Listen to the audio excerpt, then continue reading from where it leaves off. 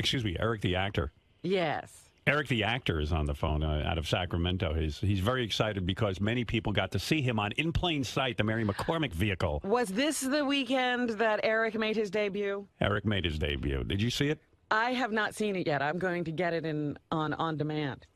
David Spade must have watched it because he sent me an email. All it said was Eric the Extra. I mean, it was a 3-second part. That's a better name. I think we should call him Eric. Is this Eric the Extra? No, it is not. You don't like that name? No.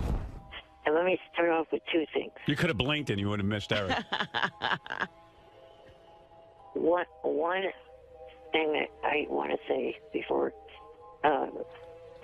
I start in about the episode is from day fucking one, the nickname Eric the Midget has been fucking wrong. We don't call you that anymore. I sometimes do. Howard just slipped and called me that before. Wasn't even really a slip. I kind You of did it on purpose. I did it just to irk him. Yeah. Oh. Let me tell you, proportionately, my body, my arms, my hands, my feet, and my legs, they do not fit what is a midget. I thought midget was just a bad term all the way around. He's a dwarf. It is a bad term all around. But dwarf isn't as funny as Eric the Dwarf isn't. Well, Eric the Dwarf is kind of funny. I like Eric the Extra. I'll go to Eric the Extra. If you want us to stop Eric the Midget, I'm going to Eric the Extra. But from what I've been told medically about midgets, midgets are the ones that have the short, stubby arms, stubby fingers, and stubby legs. You have that. No, I don't. You put my arms, my legs, and my fingers on an average-sized kid. They're proportionate to that kid. But you're not a kid. Braggart. Well, yes, I'm not a kid, but my arms would work on an average-sized kid. It's so weird. Everyone like that's important to him. I know, arguing about his size. Yeah. How about this nickname? Eric the Medically Proportionate Dwarf. Anybody want to go with that one? No. And then also, I wanted to say, and hopefully Beth's listening too, because of my app sales, I made a $100 donation to the North Shore Animal League. Wow. That's very sweet. What the app's blowing up? Yeah. Wow. Isn't that something? You're making money with that app? Yes, and I could give more money to the North Shore Animal League the more money I make off of that. Wow. That's quite an enticement to get the app. That's right. Some of the proceeds will go to the North Shore Animal League. Well, that's very nice. I'll be sure to tell Beth. That's a big passion of hers, helping the animals. So that's very nice of you, Eric. Actually, that is nice of Eric. Does Eric have any pets? I mean, Eric doesn't have a pot to piss in, and he's giving donations. Does he have a pet? No, he can't take care of a pet. Can you take care of a pet? I'd like to have a pet. Parents won't let you? Well, it's not so much they won't let me. They just haven't gotten around to doing that yet, and their whole idea is to get a dog that can stay here sometime and then be with them sometime. I know dogs don't like that. Dogs want to be in one house and one house only. They don't want to go between house to house.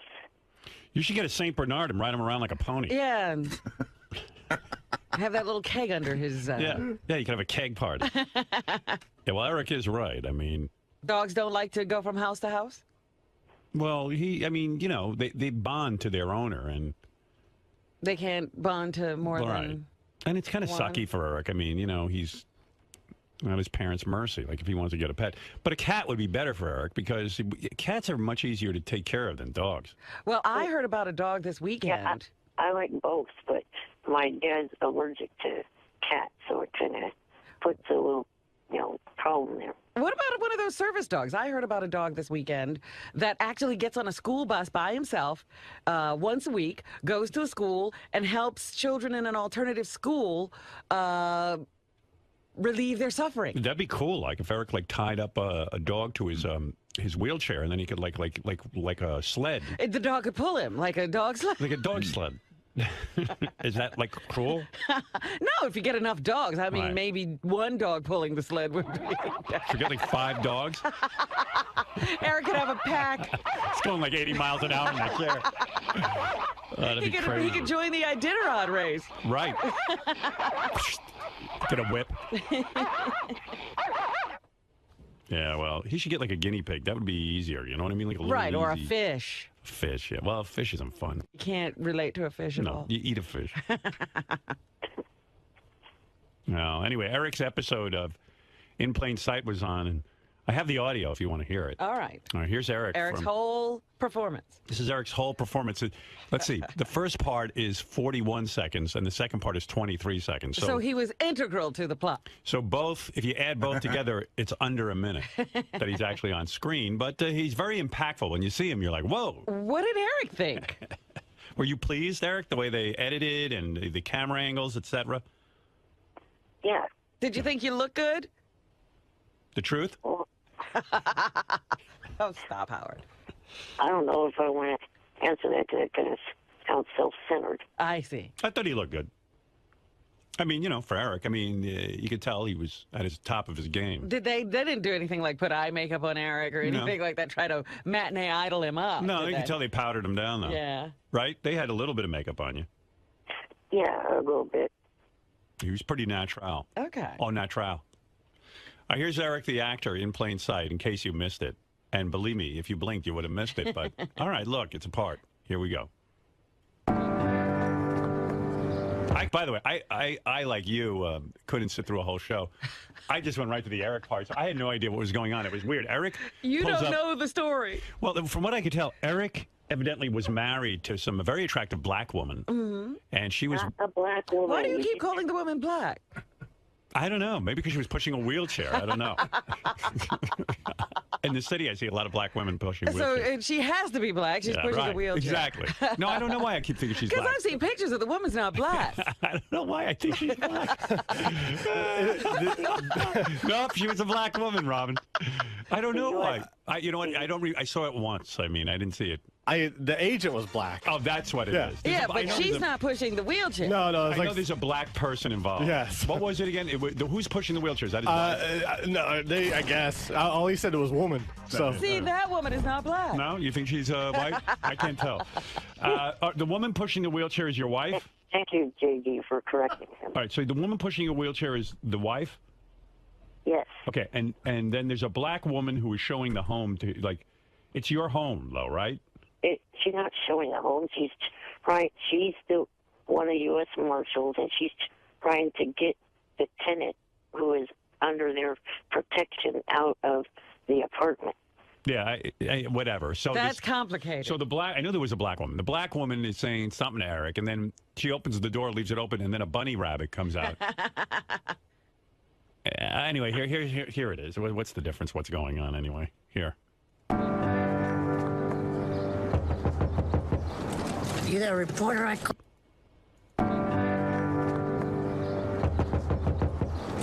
You that reporter I called? That might be his best line.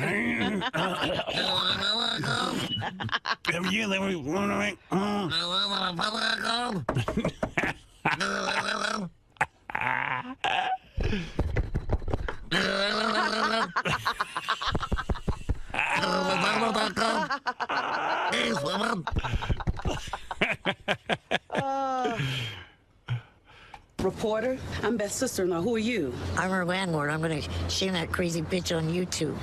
Keys, woman. Best is Keys woman. It's my favorite part of Eric's scene. You know, there's not a lot to really... No. I'm the landlord. I'm gonna shame that crazy bitch on YouTube. Keys woman is your That ad-lib, was Eric? his ad-lib. Yes. Excellent. That is excellent. That part is really good. I like when you ad-lib. Your mama didn't teach you any manners? My mama's dead. Happy? Asshole. How about one day we do a retrospective where we play In Plain Sight and Fringe? All of Eric's acting roles? Yeah, we do a whole We thing. have to get Friday Night Lights then, too. Was he on that? Yeah. No. Wasn't it? What one were you on? Yeah, what are you hallucinating? I played a football. What were you on? American Dream. American Dreams. Who got him on that? Us? You. I did? Yeah. I don't even remember that one. Yeah, we'll get all 3 appearances and do a whole film fest. A retrospective. American Dreams was at least 10 years ago. It's a Dick Clark show. It took place in the 50s. And again, what do you got, Eric? 30 seconds on that one? Fuck you. Unless it's 2015, it was not 10 years ago. Very good math. Excellent.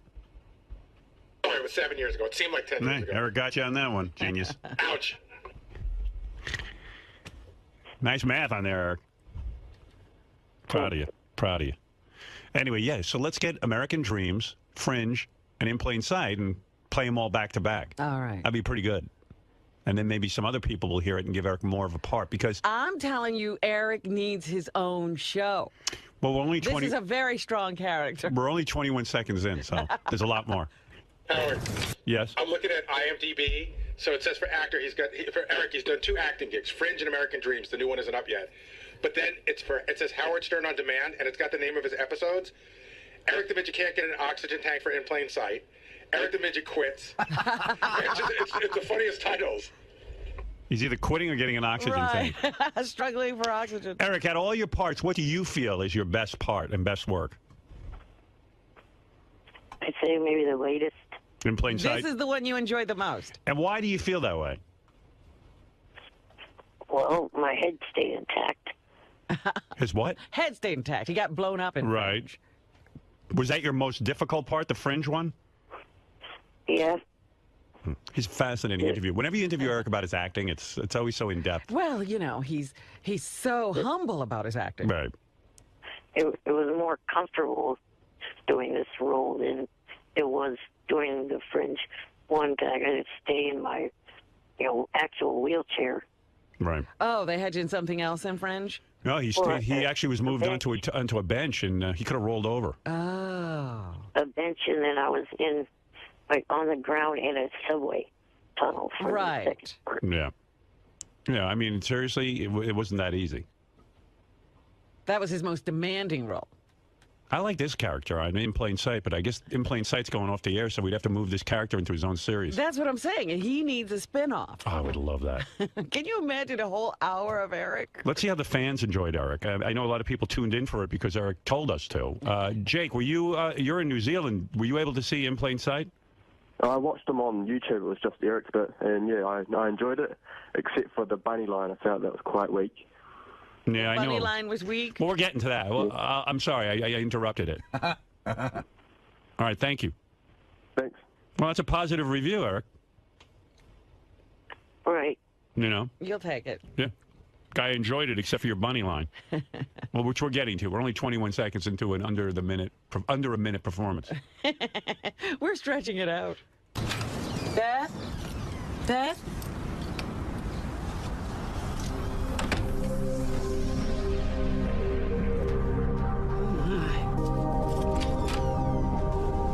I don't want to see any reporters when I come out. Got it? Crap, don't let the bunnies out. Oh. I guess you had to be there.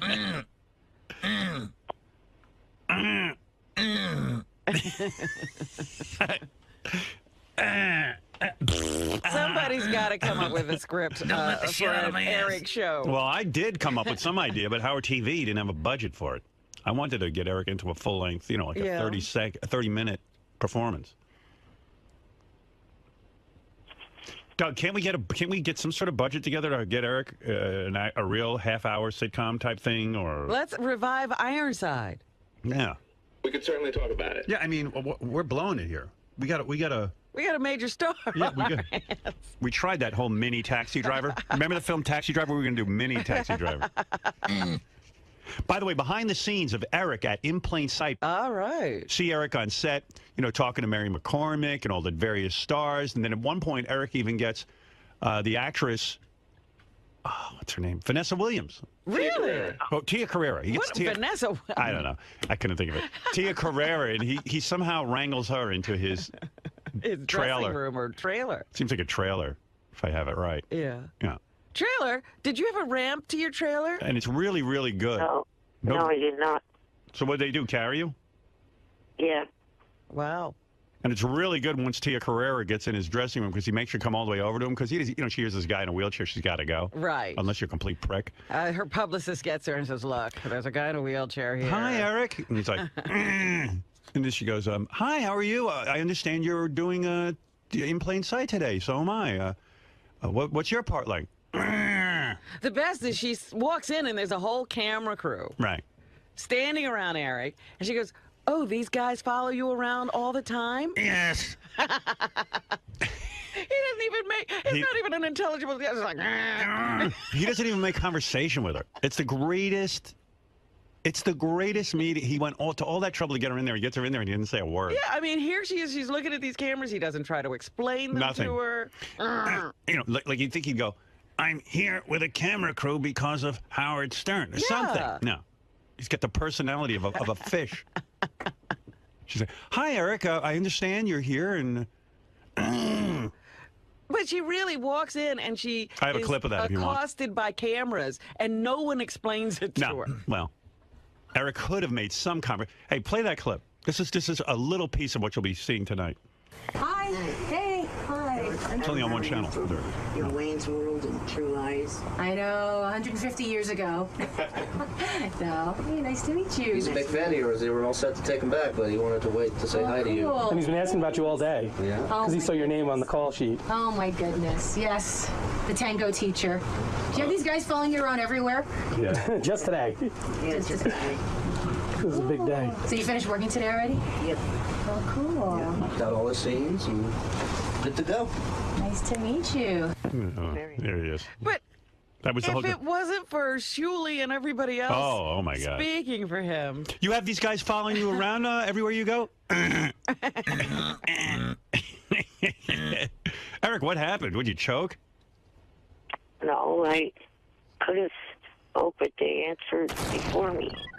It's true. He does have a lot of people answering for him. Well, he should have told them to shut up. Shut up. Oh my God. Oh yeah. So you have these guys following you around? So you done for the day? Then she got out of there. And Shuli's treating you like a little kid. Yeah, Shuli. What the fuck? Yeah, Eric's a grown man, Shuli. Shuli's like answering all your questions, moving in on Tia Carrera. But in that sort of baby way. Yep, he's finished up his work for today, ready to go home. Eric, are you sick of that shit? Yeah, that wasn't cool. Yeah, I mean, like, Shuli's acting like you're 4. Yeah. I mean, really, he really is. Like, Tia Carrera, like, Eric's the one who masterminded getting Tia Carrera in there. And by the way, she is good looking, huh? Yeah. What a doll. And Eric's like got her finally in the, and Shuli's like, yeah, he finished up all his work for the day. Didn't you, Eric? He's been asking for you all day. Yeah, oh, great. Yeah, make it seem like I'm a tool. Yeah, this little shit's been asking for you all day. They might as well just said that. He hung around. He could have left, but he hung around for you. Do people do that all the time to you, Eric? Like treat you like you're a little kid? Not really. I'm the only one who doesn't treat Eric like a little kid. Yeah. Pretty much, if you ask me. Everything I've witnessed, everybody treats Eric like he's fucking 4 years old. They jumped right in there.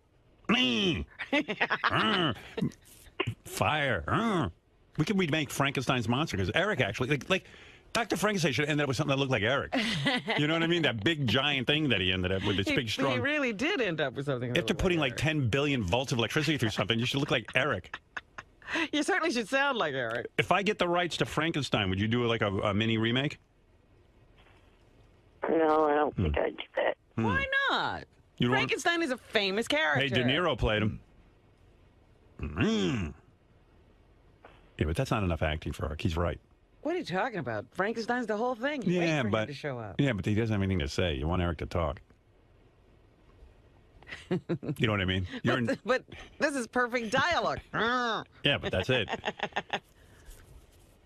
Yeah, that'd be cool. Like the guy takes off the, he puts this big giant thing through electricity, and all of a sudden Eric comes out. I was like, oh shit, we burned him.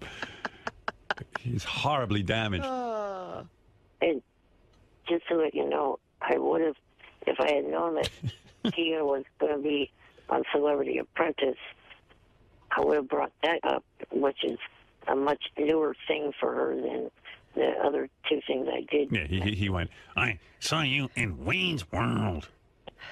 July. And July.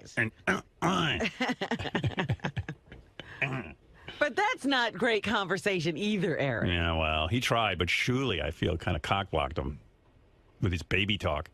Yeah, he finished up all his work. Hey, play that clip again. Listen to 𝗛𝘄𝗿𝗍 fucking everything up. 𝗛𝘄𝗍𝗿 acting like he's all superior to Eric.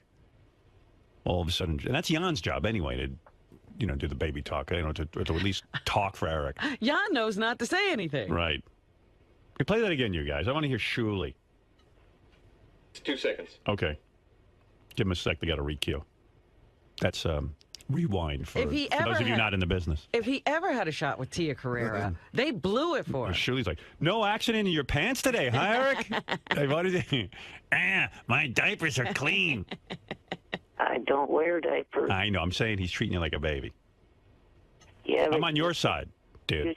You say that 50 shitheads are going to start saying that to me on Twitter. All right. Well, block those people. Hi. I remember you from, Wayne's World and True Lies. I know, 150 years ago. No. Hey, nice to meet you. He's a big fan of yours. They were all set to take him back, but he wanted to wait to say hi to you. And he's been asking about you all day. Yeah. Does he show your name on the call sheet? Oh, my goodness. Yes. The tango teacher. Do you have these guys following you around everywhere? Yeah. Just today. Yeah, it's just today. It's a big day. So you finished working today already? Yep. Oh, cool. Finish working. Got all the scenes and good to go. Nice to meet you. Yeah. They didn't let him get a word in edgewise. You got to watch the special. I'm not kidding. It's the greatest thing you ever saw. I'm not kidding. No one knows what to say to him because he kind of stares at you, you know, and and everyone's like kind of trying. I think everybody gets nervous. They do. Like you're like, what the fuck have we got on my hands here? What are we dealing with here? You should watch the full episode of In Plain Sight because I noticed in the script there are several actually Stern Show related references. By the way, so there's so that was 41 seconds of his part I played you, and then here's the final 23 seconds. All right. I promised I'd get her help. I keep my promises. Well, we'll get her to Finkel. Anyway, good job. You compliment me? Well, don't get excited. I'm hormonal. Plus, my kid's in the hands of rank amateurs. Hey, who's gonna get her crap out of that apartment? Geez, I don't know what Beth's whining about. He seems sweet. I'm goddamn serious. Aw, adorable. I'm goddamn serious. Hey, there was one right there. He's on screen for 23 seconds. He gets one line. That was 2.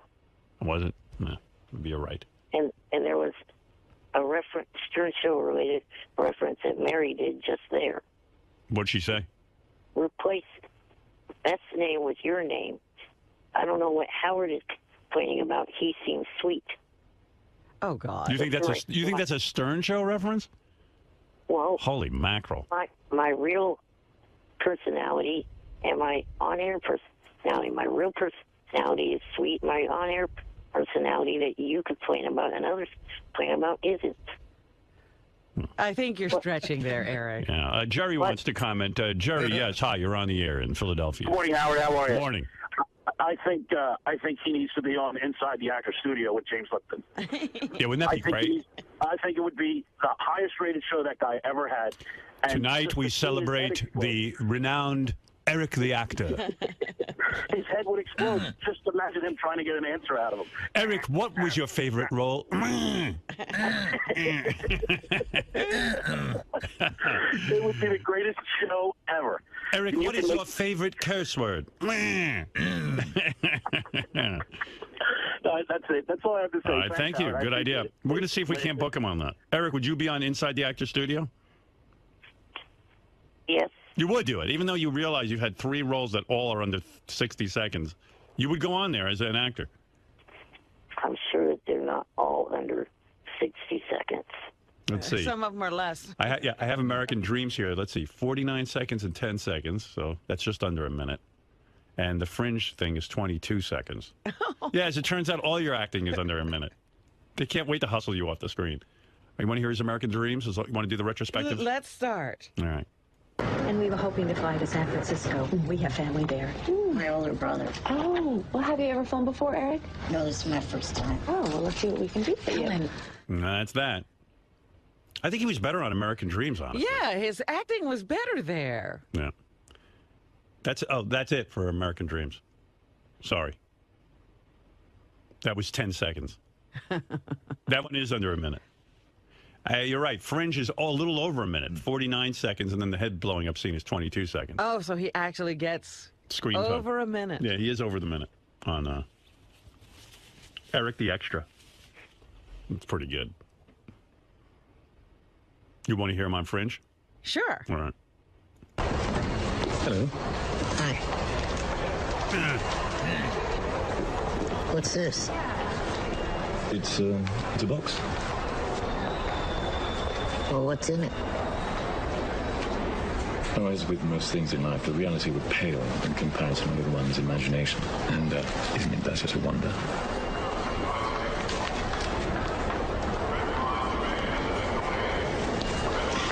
I say, would you mind keeping an eye on the box while I go to the restaurant? Is there, remuneration? Of course. There you go. I won't be a minute. Okay. You know what? I think his work on Fringe is better than In Plain Sight. I guess we've kind of blown the retrospective show. There's nothing left to play. That's it, except for him getting his head blown up. And you can't really listen to that. You want to hear him getting his head blown up? Was it on purpose that he said the word wrong? Remuneration? Yeah. I think he did the best he could with that. Who the fuck put that in the script? Remuneration? I kept trying to get them to change that one to a word that I've heard before. You could say remuneration. Say that. Remuneration? No, listen to me. You got it down right. Then the next word, rather than say numeration, say muneration with a M. Remuneration. Remuneration. Yeah, you got it. Remuneration? But nobody worked with him. They just kind of... It's not remuneration. Remuneration. Well, it's better to say that. I think they were screwing with you, Eric. Right. Putting those hard words in, and no one knows what that means anyway. Except for me and Robin. And Fred. Yeah, this is Eric getting his head blown up. Because that box that he was handed had explosives. There he is. Oh, my God. His whole head is blown off. Oh, dear. Nice work. Thank you. I still say that role is under a minute because he doesn't say anything in that scene. So. They just have the camera on him the whole time? That's still acting. That's true. Well, anyway, that's the whole Eric Film Festival. I just did it. Did I play the... Oh, yeah, I did play the second clip of In Plain Sight. Yeah. Yeah. Here's the thing. We got to get Eric another role, but we got to get... From now on, I'm going to make sure he's in for at least 4 or 5 scenes. Yeah, we need a full starring role episode. Yeah, well, that's never going to happen, but unless we produce it. Why couldn't he be the witness protection guy? Why? Because you heard that acting. Well, that is what I tried to get. Yeah, well, you know what they say, beggars can't be choosers. All right, well, Eric, congratulations. Your show has aired In Plain Sight. That's your 3rd acting job. I'm going to talk to, Sorry? I did see 21 Jump Street this weekend, and it was pretty good. Yeah, Robin said that, too. I want to see that. I haven't seen 21 Jump Street. What are you talking about? Oh, you didn't? No. I thought you said you did and you liked it. No. Oh. If they do a sequel, it sounds like it would be set in college. I wouldn't mind, as kind of to play into a joke, I wouldn't mind to being a math professor. Right. That is funny. All right. Well, you know what? The only writer I really know is the guy who writes Cougar Town. But I think I don't know if that's going to stay on the air or not. You know J.J. Abrams. I know J.J., yeah. Cougar Town could use a cranky neighbor, don't you think? Like, that would be good for her? Sure. Yeah. He would be a great cranky neighbor. Or like a pervy neighbor where he's like looking at Courtney Cox through his binoculars and she's taking a bath. He's got binoculars. He likes to look. I do know Danny Zucker. He used to intern for me. Now he writes. He's the head guy on Modern Family. Is that a good show? It is a great show. That's one of my favorites. I could probably... He owes me because I let him intern for me. Well, plus, he's not your only connection to that show. Your movie daughter is also in that show too. Danny owes me because you know what? Quite frankly, Danny never would like sit around and write anything funny for us. So Right. I should have really fired him. And I think I kept him on. What are you saying? Howard's movie daughter is in the show? Yeah, the girl who played Emily, my oldest daughter, is one of the stars of Modern Family. Oh, I didn't know that. Yeah. She plays the oldest daughter in the 𝗦𝗵cie family. Oh, you're kidding. Okay. Would you play gay? Like, would you be a gay little person? No, I would not. Yeah, you could be friends with a gay couple. Right, that's what I was thinking. You wouldn't play a gay part? No. Why? Are you anti-gay? Well, No, but you know what it is? He can become typecast. Ah. I have respect for gay people and, you know, that stuff, but I would not play gay. And I am not. Did you ever try a gay, like sort of a lispy kind of gay affect, like a stereotypical affect? No. I mean, the way you win an Oscar is to play gay. Yeah, but I mean, if you're going to be an actor, you have to do everything. You know, would you do a British accent? You have to play everybody. Not him. He's got all Can you kinds of do a roles. British accent? Would you play British? I don't know if I could pull a British accent off. He does a good hillbilly accent because he did it on the Celebrity Superfan. You can't do British? Hello, mate. I don't know if that's British. That's not British? Mate would be Australian. Australian. No, yeah. British say mate. No, they don't. They do. They do. No. My mate. I'm Hello, going out with my mate. mates. I'm going out with my mates, I But am. they don't say hello, mate. I go, yeah, we do over here. Who are I'm you? going out with my mates. I'm Michael Caine, the famous movie actor. Oh, that's Cockney. That's right, Robin. I say, Henry the Eighth, I am. Henry the Eighth, I am. It's fun to play British. Try it. I don't think I could pull it off. What accents do you do so we can tell directors and casting people? Yeah, I'm going to put a call into Danny Zucker. Do you do any? You won't play a gay guy. You won't play a British guy. But would you play a pervy neighbor who likes to look at Courtney Cox through binoculars? I don't know about that one. Dude, you're narrowing it down. I mean, that's not even bad. You're acting. But he is an actor. He thinks he's playing himself. Yeah, in other words, if you act like a perv, it doesn't make you a perv. You're an actor. To me, I would I grab. know that. Yeah, I would grab a part where I So could be why pervy. can't you play the role? Can you do black? Oh, please give me a break. Hey, baby, what up? You can't do that? I'm not going to be a wigger.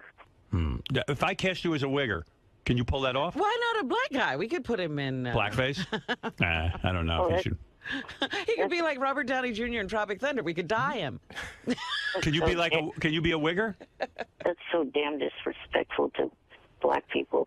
You didn't What think if, what if we remake Boys in the Hood with Eric? I was just going to tell you, Howard, that Modern Family already did an episode with a little person. Did they? Yeah. So he may have missed that opportunity. Right. Yo, what up? Like, can't you be a wigger? No, I'm not going to. A straight wigger? He says he's not going to do it, but he really couldn't probably. Right. Boy, he's so limited.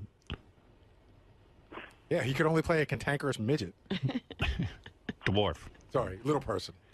He can't play a midget. He doesn't. His fingers and legs and arms are Fit on a regular kid. right. Do you do any voices? Oh, this kind of plays into what I've been trying to do for the last couple of months. What's that? You heard of the movie We Bought a Zoo, right? Okay. No. Is that the Say one? yeah. Is that Yes. the one- Matt Damon, right? Yes. Yeah, yes. I know that one. There was a line in there that said, if you do 20 seconds of insane courage, good things will happen to you. I've been trying to do 20 seconds of insane courage since you guys returned from holiday break. I just haven't had the open opportunity. What?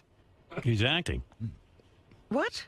You didn't understand a word of it. I didn't either. I thought about 20 seconds of insane courage. Could you do any scenes from The Godfather, like as Don Corleone? I could see you as like a. Was like, he doing Matt Damon? Is that what you're telling me? yeah, I'm thinking of him more in The No, Godfather. no, that's not what I was trying to do. My 20 seconds of insane courage is I can, to try to get more voiceover roles, I can do a little kid's voice. All right. He can do a little kid's voice? I don't know what he's talking about. If you let him go too long, maybe I lose everything. Insane Courage. I don't know what that had to do How with about a remake anything. of Footloose, except it's Club Footloose? Club Footloose. Well, I'm club fucking footed. I consider it encouraged because I don't know what way the fans would respond to me. Everybody sounding like a little Footloose. kid. Club Footloose. We want to dance, Dad. Well, listen, Eric, good for you. In plain sight, adding something more to your resume. And I'll tell you what I'm going to do, Eric. I'm enjoying your acting career, and I'm going to talk to Mr. Danny Zucker. I'm going to see if there's any interest over there. I'm going to... Cougar Town? Well, Cougar Town, but let's hope that stays on the air so we get Eric into next season. Yeah. And you do know more writers. I mean, John Strauss was a writer. You know him. Right. All right. Well, let's see. I would like to see... Oh, wait a minute. Tim Stack Oh, yeah. is writing for What? Raising Hope. He is? Yeah. I could get Eric on that. Yeah, Tim owes me. Let's get him in that. I'll have to call in favor on that. But I want more than a minute. That's just so... I'm telling you, somebody's got to build a whole... character. Right. And an episode around Eric. Eric, I'm going to see if I can get you like 3 or 4 minutes on a show. I'm surprised you still want to have anything to do with Tim since he does segments for Leno. Oh, please. Well, I don't mind it, Tim. People does have to that. work. Yeah, I mean, the guy. I mean, how many people are knocking on Tim's door? No, seriously, Tim's a huge talent, and he writes on all these hit shows. Yeah. He's fantastic, and I've worked with him, and maybe he would write something for Eric that would be a little meatier. We've had Tina Fey on the show. What about Eric? 30 Rock? 30 Rock, like he could be Alec Baldwin's boss, like a network guy. That you'd play, right? Yeah. Wow. Not too thrilled with that. Yeah. What if that guy's British? A lot of these network guys are British. Not one of my favorite shows.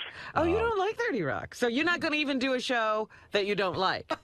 I mean, I would do it, but I mean, I wasn't a fan of Fringe before I did it, but after that, I've been watching every episode. You're very difficult. Why don't you give us a list of what you watch? Well, how about this? Let's narrow it down. What TV show would you most want to be in? Oh, that's a hard one because there's a lot that I would like to be a part of. Top 5. If you want Dancing with the Stars, I know Tom Bergeron. I could probably get you on that. No, I don't want to be on that. Next season. Yeah, I can't get you into this season. I can't stand that show. Okay. Well, what show would you like? What is your favorite? And I'll work on that. Well, I mean, Whitney's, if it returns, I know it's Whitney. Whitney, we could get him on. We know All right, Whitney. I'll work on that. Whitney. That's something doable, I think. She owes me. The other show she writes for Two Broke Girls. Right.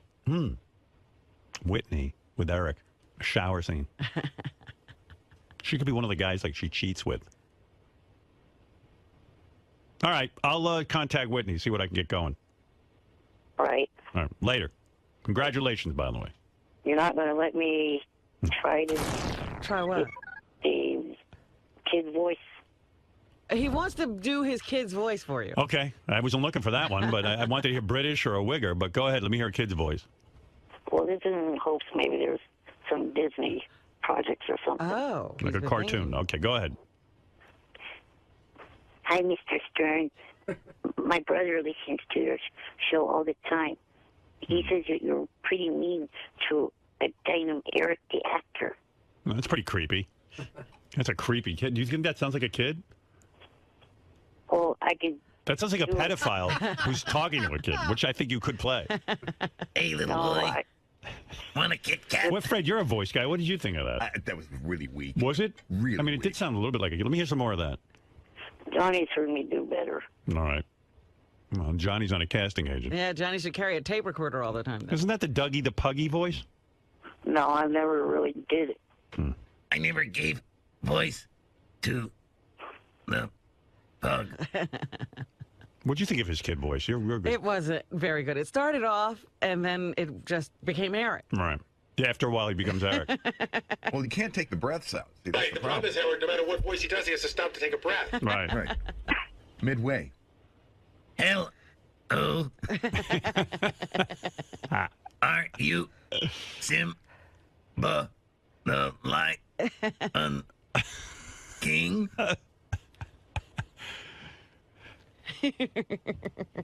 Hey, meanwhile, you guys are laughing. Eric's got three shows under his belt. Three shows under his belt. Let's see your resume. You're not kidding.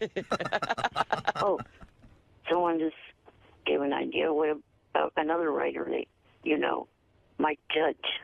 Oh, I do know Mike. Well, and you he want to owes be me. in Beavis and Butthead? Hey. Yes. I would love to see that. All right. Well, I'll get word out. Don't worry. I'm sure the word is getting out right now. Mike listens every morning. All right. I feel like 𝗦𝘗𝗿𝗱. Eric, I got to go. And Shuli's not there to put in the... I'm good to go. Yeah, whenever I talk to Eric, I'm on fill up Shuli. the dead spots. Yeah, Eric likes that idea, Howard.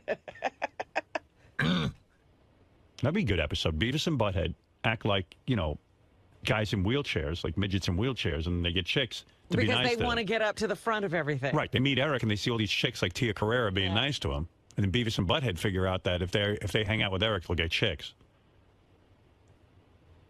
So we'll talk to Mike Judge. Yeah, I got an idea for this. Thank you. All right.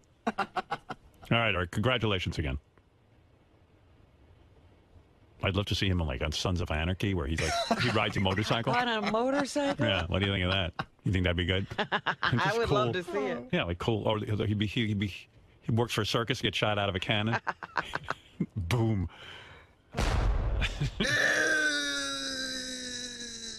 See, I'm telling you, there's a great CSI or something in here. Yeah. All right, Eric.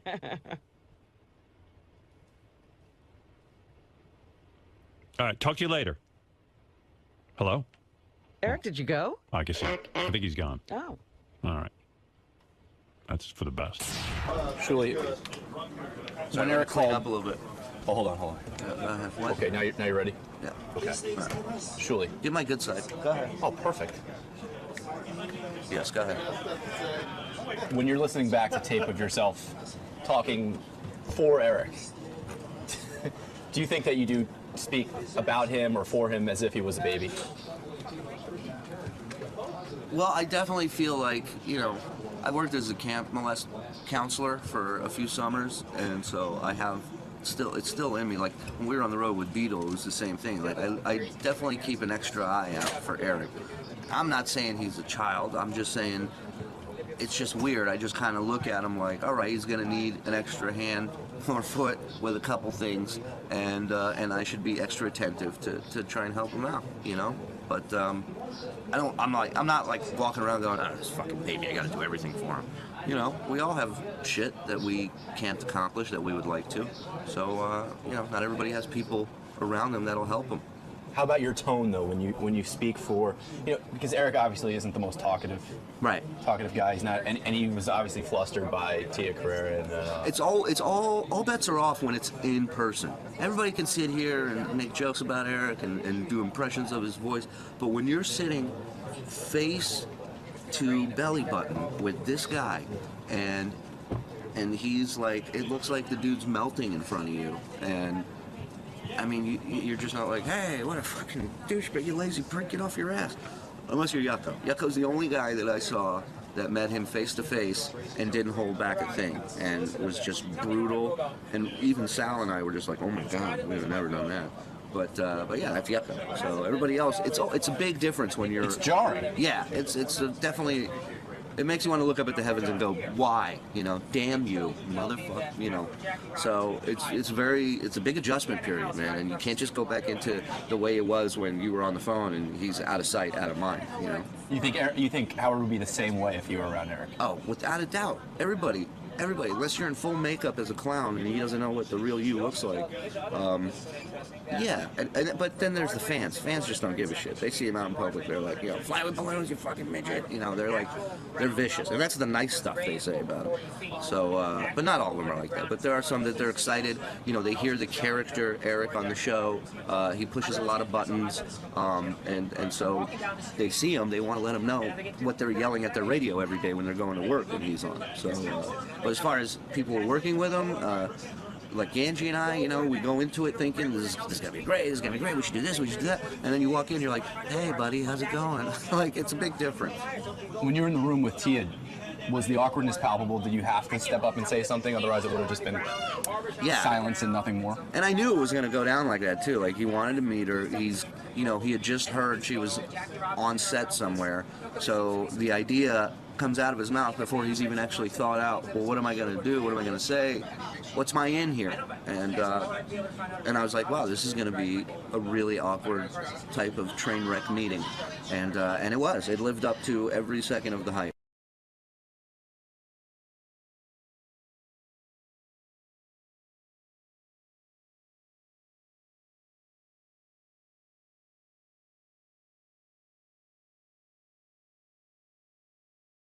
Right to it. Okay. So the backstory is basically about 5 years ago, when I was promoting a sketch comedy film called Natural Born Comics. My publicist from Rogers and Cowan called over to her and just said, "Hey, like, we really like to do the show. Paul's a huge fan of yours." Right. Which I am. I think she's awesome. I think her show's cool. I think she's cool. I noticed there's a lot of Comedy Store comedians on there, so I felt it would be kind of an incestual, fun kind of, hey, you got the Comedy Store comics, blah blah blah. And she passed. Okay. And I was cool with that. I was like, okay, no problem, blah, blah, blah. She's not feeling the Paulie thing. Wasn't, yeah, you know? She wasn't feeling with it. So then I said, well, cool, let's just find out why, so I know, like, you know, maybe I can improve. Yeah, maybe I can maybe I can, like, change some of the wheezes up or something. Right. You know, you know, don't say grindage is fast. In other words, were you willing to take criticism? You were willing to, like, in other words, hey, look, Paulie doesn't fit our show because. Right. Okay. So then I know that, you know, it's almost like you're dating a girl, and after a while, like, what's the reason? Okay, cool. Like, I just want to know. Yeah, I have a crooked penis. Okay, like, I don't want to be. I don't want to be fucking part of your life. I'm like, it's all good. So she didn't give a fucking reason. There was no reason at all. And then this time, and then even Adopted, when I came out, she didn't give a reason. She didn't respond. She was like, there was dead silence. It was like white noise. Well, maybe she felt funny saying, gee, I don't think Paulie's funny, or I don't think Paulie is relevant, or you know, whatever. What could the answer be? Yeah. I mean, let's face it, the answer is either she just doesn't think you're funny, or she thinks it's over, or some kind of thing like that. Well, then that's okay. Right. But then have her say it. True. You need an explanation. Yeah. Well, maybe she didn't feel comfortable about it. You know, I could get that. You know what I mean? What is it, Gary? Because you get involved in a lot of this. Yeah, because this happens a lot with me. So a lot of times people want to get a hold of Howard directly, but Howard doesn't want to deal with the booking of the show. So the odds are that Chelsea may not want to have you on, but she may not want to tell you that, because you never want to shut the door on anybody, because she may not want you on the show now, but in the future there might be a reason to have you on. Yeah, but this is 3 years in a row. But, Paulie, you just have to accept that you're not doing that show. You just we'll have you on. Yeah, I know, but I just want. But here, I haven't finished though. Go ahead. Good. This is good. So I went. So Adopted came out last year. Right. You know, did well for me, and I thought that would be. Hey, maybe I can go on there. You know, for that. Maybe now you're good enough. Yeah, because I'm, you know, adopting black babies, and that's funny. Right. It was cool. I talked to Eddie Murphy the other day about it. It was a great, classic conversation. Where'd you see him? I saw Brett Ratner at the Playboy Mansion. Yeah. And he came up to me because I guess Brett just finished a film with Ben Stiller and Eddie Murphy. And it looks good. It looks funny. It looks really funny. So Brett came up to me, which he never does, because usually I'm coming up to him. Right. You're usually annoying him. Yeah. And he said that Eddie Murphy didn't stop talking about Adopted. Really? Yeah, he just loved Adopted. Oh, so you didn't get to hear that from Eddie himself? No. So he told me to call Eddie, so I talked to Eddie on the phone. Oh, no kidding? Yeah, I talked to him. It was pretty funny because I was in... You called Eddie to get compliments on Adopted? Well, he wanted to talk to me. And so when you called him, how long were you on the phone with Eddie for? For 15 minutes. But it was the best. I was in a fucking parking lot at Office Depot in, like, fucking Charlotte, North Carolina. It was great. I just bought like my folder for the next year for. That's a big deal. Folder. Eddie Murphy saying something you did was funny is really a big deal, right? Yeah, it was huge for me. And so, because, you know, obviously it's Eddie Murphy. I love Eddie Murphy. And now if Eddie Murphy likes me, why the fuck doesn't Chelsea Handler like me? Right, you think they go hand in hand. Did you say to Eddie, why don't you call Chelsea Handler? Let me finish with this fucking thing. All right, go ahead. Okay? Yeah. So I'm, you know what I mean? So they just don't tell me a reason. And I don't think it's like, because for Letterman, like, we'll reach out to Letterman, but he says, we love Paulie. Right. We want to have him on, but this particular project doesn't work. Regis and Kelly, same thing. Right. You know, I'm friends with the booker over there. They're like, we love you over here, but we can't promote Vegas as my fucking oyster. Right. You know, or adopting black babies. It doesn't work for them. They want something more wholesome. It doesn't, right. So, but Chelsea's perfect, and I love her. So she... See, I always assume, I would never make, I'm being honest. If a show didn't want me on, I would never make the call to say, I need to know why. And I'll tell you why. I just assume they're not into me. Right. You know what I mean? I just go, okay, I don't need an explanation. Yeah, but they're not into me. They don't want me on. Right. So of course, everybody wants me on, so I never have had that. You never have to make that. I've never been in that position, but that's how I would be. Yeah, but I think it's personal. I think it's something that I did back in the day, like I jerked off on her. Or that's possible. Well, that's what I'm saying. And back in the day, I was so fucked up that I don't remember half the shit I did. Maybe I was an asshole at a party. Seriously, maybe I was an asshole at a party. And it's someone. I think people in Hollywood don't care what you do to them as long as they deem you hot. Yeah, You're a hot commodity. Jerked off on her at a party. Right. She would love it. Right. All right. So then maybe she just doesn't like my style, bro. I think that might, seriously, that's probably it. And if you press her, you're going to get the answer that you say you want, but you really don't want. I don't give a fuck what she says. She probably doesn't think you're right for the show. What? But she'll have fucking all these other people on? But see, now you have it. Now you're going into that whole thing. But I don't understand. Was she a comedian? Yeah, she's a comedian. So did you treat her badly at the comedy store? I don't know. That's what I'm club? trying. That's all I'm trying to figure out. Maybe, Right. or if she says she doesn't like me, that's cool too. But she doesn't want to say that because you never know when she might need to have you on if something changes in your life. And plus, she doesn't want you walking around going, you know what, Chelsea Handler hates me. I don't give a fuck. Well, I'm cool. A lot of people But hate she me. doesn't want that. That's what I'm thinking. I'm trying to help you here, man. So, anyways, I don't shoot wrote the messenger. I wrote her assistant a personal email. You're not giving up. I wrote her a really nice email. Hey, I reached out. I would just like to have a conversation with her. You know, it's all good. Like, she doesn't, and no response. Paulie, who in their right mind? Nobody's even responding. But, Paulie, who in their right mind would want to get on the phone with you and explain to you why you're not right for the show? I wouldn't want to do that. No. It's not about the show. It's about my personal situation with her. If I did something to her Why do you think it's personal? I don't know. It probably isn't. It probably is just, hey, she's not feeling it. Well, then that's cool, too. You know, she probably just like, hey, okay, Paulie's not on my radar. Right. But every single other person that doesn't want me on their show, they tell you why. Tell me the reason. They're what bullshit artists, too. What reasons have you gotten? Yeah, he told you. He gets like, oh, that project's not right. Yeah, if I do a series, then, you know, or I do something like I'm doing something with CMT, like in a couple months, a film. It's more family-oriented. What's it like doing films now? Because, I mean, I just was saying before you came in here, I was talking to Gary and Will and stuff, and we were just having a conversation. I said, I love Paulie's old movies. I loved the movie Son-in-Law. Mm-hmm. I thought it was a terrific movie. I still watch it. Whenever it's on, I watch it. You know what I mean? I'm and going you around love the the one where he was on Jury Duty. Jury Duty. Love Jury Duty. Jury Duty is Listen, funny. Stanley Tucci was fantastic in that. Not every movie was, you know, the greatest movie. I had my favorite Pauly Shore movies, but there were 2 or 3 in there out of like maybe 6 that I can think of that I thought were home runs. So what the fuck happened? I mean, you're still working, you're doing your thing and all that. Maybe I jerked off on people's feet and I didn't know about it. No, but I mean, no, seriously. I just think at the end of the day, it's the box office. I think that the bottom line is... Did the box office... Did the fans leave? No, the box office went down. I think that's just like you said earlier. What was your first movie, your first big movie? It was Encino Man. But Encino Man happened after the Pauly Shore show on MTV. Kind of during that time, yeah. And you got discovered on MTV how? How did you end up on MTV in the first place? I did. That was your big break. Yeah, it was spring break, and it was our friend Joel Gallen. Yeah, Joel. Joel Gallen was producing and directing a special called 5 Funny Guys. Yeah. And I wasn't one of them. You weren't the funny guy. So wait a second. No, I was hosting it. Right. Yeah, I was. How did you get discovered for that? Did you try out? No, I'll tell you. There was a lady named Drew Wilson at MTV. Who was the head of talent at MTV. And my manager at the time, a guy named Terry Danizer, brought Drew into the Comedy Store, and she saw me perform. You were doing a stand-up. And she saw me perform, and she said he's really funny.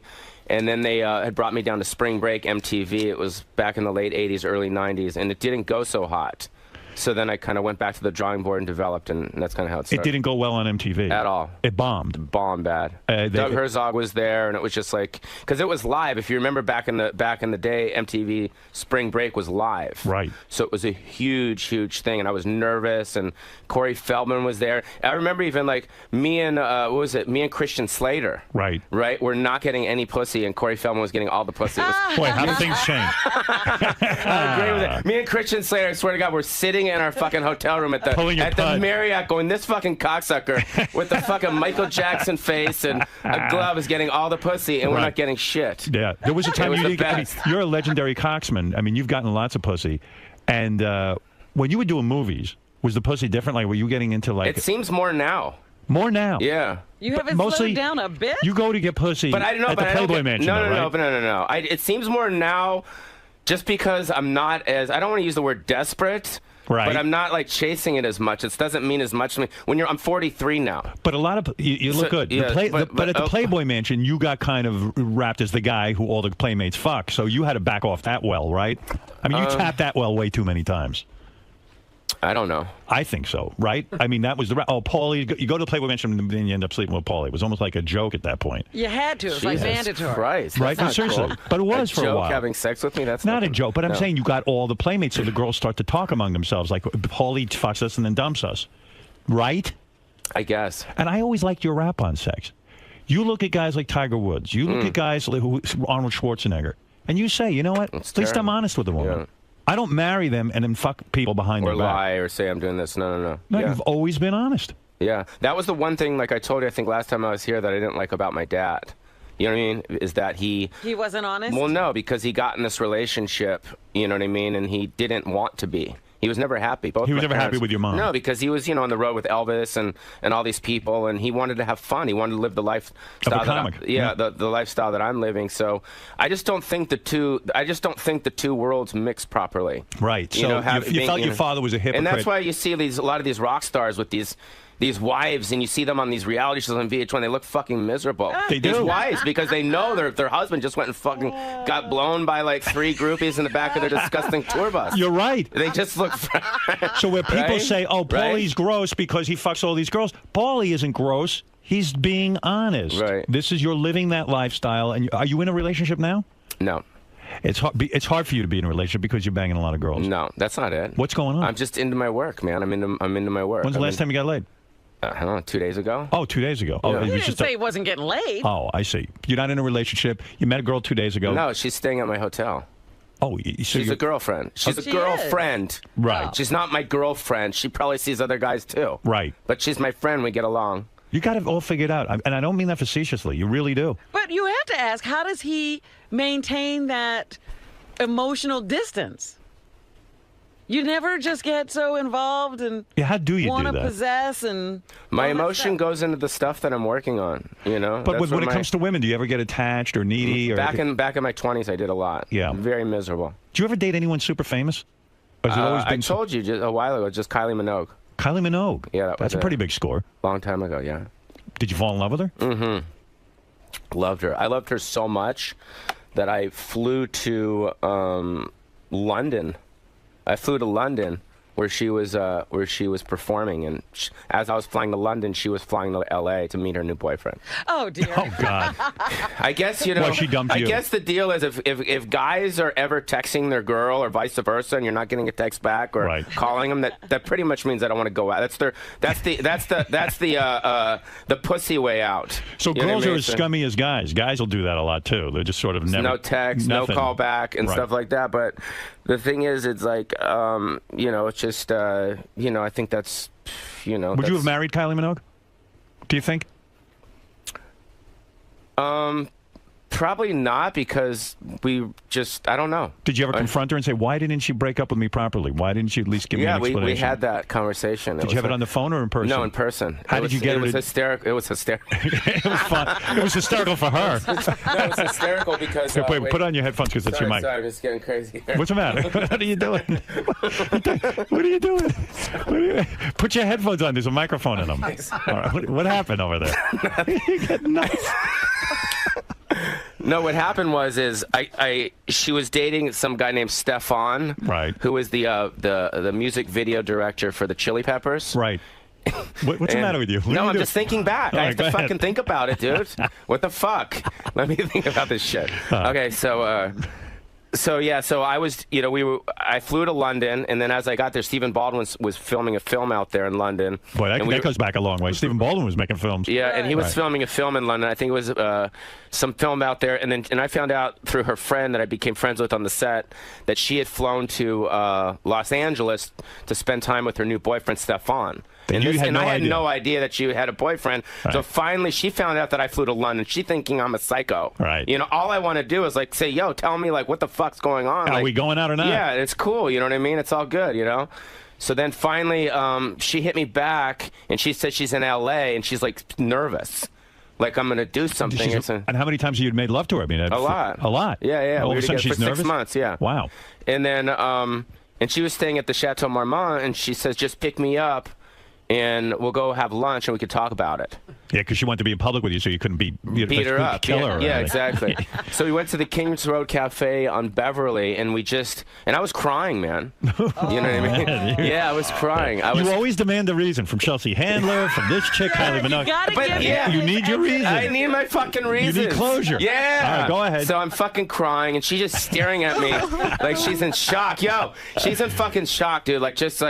Like looking at me like, oh, you mess. Oh. How did I go out with you? Yeah, right. So she's crying, and I'm crying, and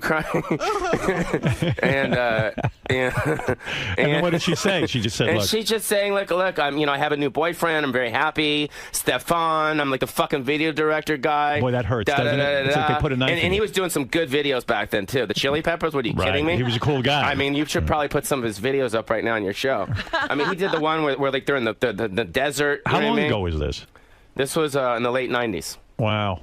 Yeah. Kylie Minogue was hot. Yeah. Was she great in bed? So that was it. So then basically I dropped her off and I had let go and everything was cool. Was she great in bed? Was that it too? She was awesome. She seems like a freak. But we forget about her in bed because it's not about her in bed. Her as a person was awesome. No kidding. It was one of the first times that I actually dated a girl. When she spoke, I actually listened to what she said. Seriously. That's amazing. Because she is so fucking awesome. Everything about her. And I didn't know who she was, which was cool. And she didn't know who I was. She was in Biodome. Oh. Yeah. Well, what do you mean she didn't know? You were the star of the movie. Yeah, but she didn't really know who I was. She's from England and Australia and all that shit. She knows you're in movies. She knows you're the star of a movie. Yeah, but she wasn't familiar with your favorite film. Right. Yeah. That's right. But she was that special someone who you could really connect with. She was awesome. I saw her in Vegas at a concert just recently.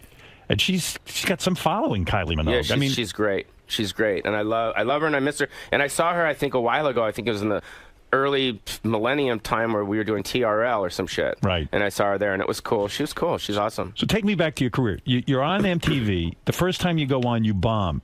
You sucked. Mm-hmm. It didn't work out. Doug Herzog, the head of MTV, sees you and goes, "This guy's fucking bullshit. We don't like him. We get rid of him." Yeah, so it meant I wasn't ready. How'd you get back? So then on I just MTV? went back to the drawing board and started developing my stand-up. Right. For about a year, and then I fucking just you worked hard. You went to the clubs. Yeah, I worked really hard. Right. Yeah, I worked hard. Came up with some great, I had a thing where, hey, you better get into me. I'm the future of America. What's going to be in 10 years Spanish? You take your driving test in Spanish, English, or dude. Right. Instead of you developed true, a whole false, totally not even. Hey, and I just did a whole thing. I developed it, and then a manager, a guy named Rick Messina, who I think is the manager of Tim Allen and Drew Carey was doing a show at the Laugh Factory called Comic Strip Live. Yeah. And John Mulrooney, remember John Mulrooney? Yes. Yeah, he was John Mulrooney was the host. And then I went on Comic Strip Live. It was on Fox. Right. And I fucking killed. So they saw that at MTV. Yeah, and we took that tape and we sent that to MTV. They said he's ready now. So then I went back, and then the first thing that I ever did on MTV, remember Randy the Redwoods? Yes. Yeah, I did a thing similar to that, which was called, it was like these little vignettes. I remember. Yeah, and they were called, it said totally MTV at the end. And it was basically me with a gangster, me with the football players, me with a real estate agent. And it caught on. Yeah, and it caught on. It was these little 30-second vignettes, and it was so fucking funny, dude, because I remember I was doing, I was performing down in Tampa, Florida with Jonathan Katz. Remember Jonathan Katz? Yeah. Remember him? Yeah, what is this, a test? No, I'm just... I remember all these guys.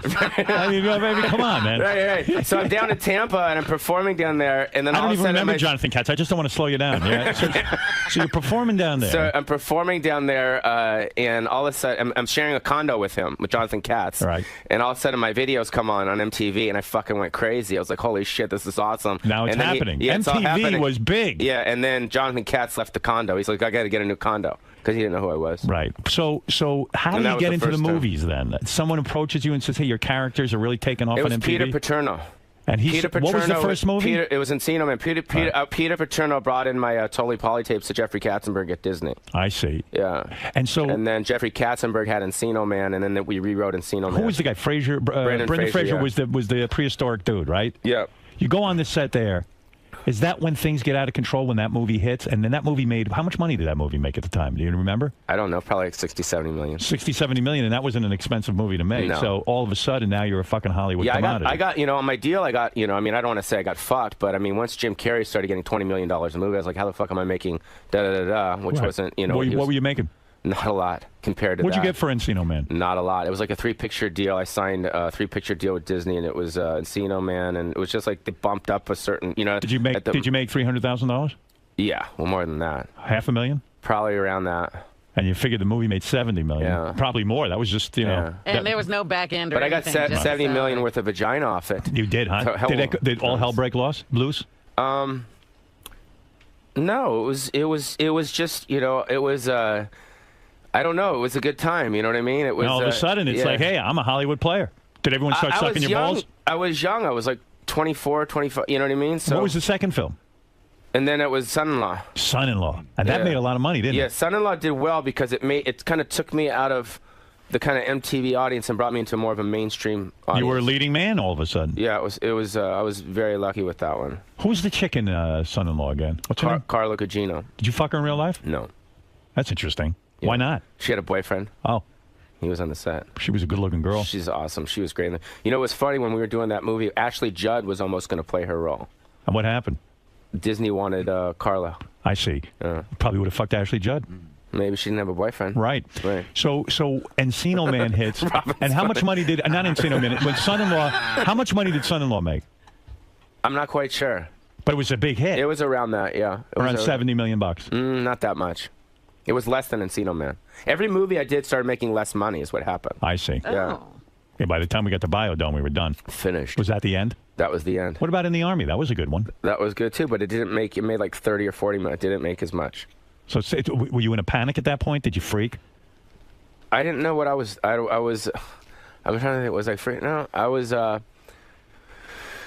I just like to work, you know what I mean? Right. It wasn't like I was so consumed. The movies you do now, though, is it different, like in terms of like, oh, shit, we don't get that French service, we don't get the good meals, we don't get the truck. I mean, now it's probably like making a movie nitty-gritty, you know what I'm saying? Like now he's selling blood. Right, yeah. Are you selling blood to make your movies?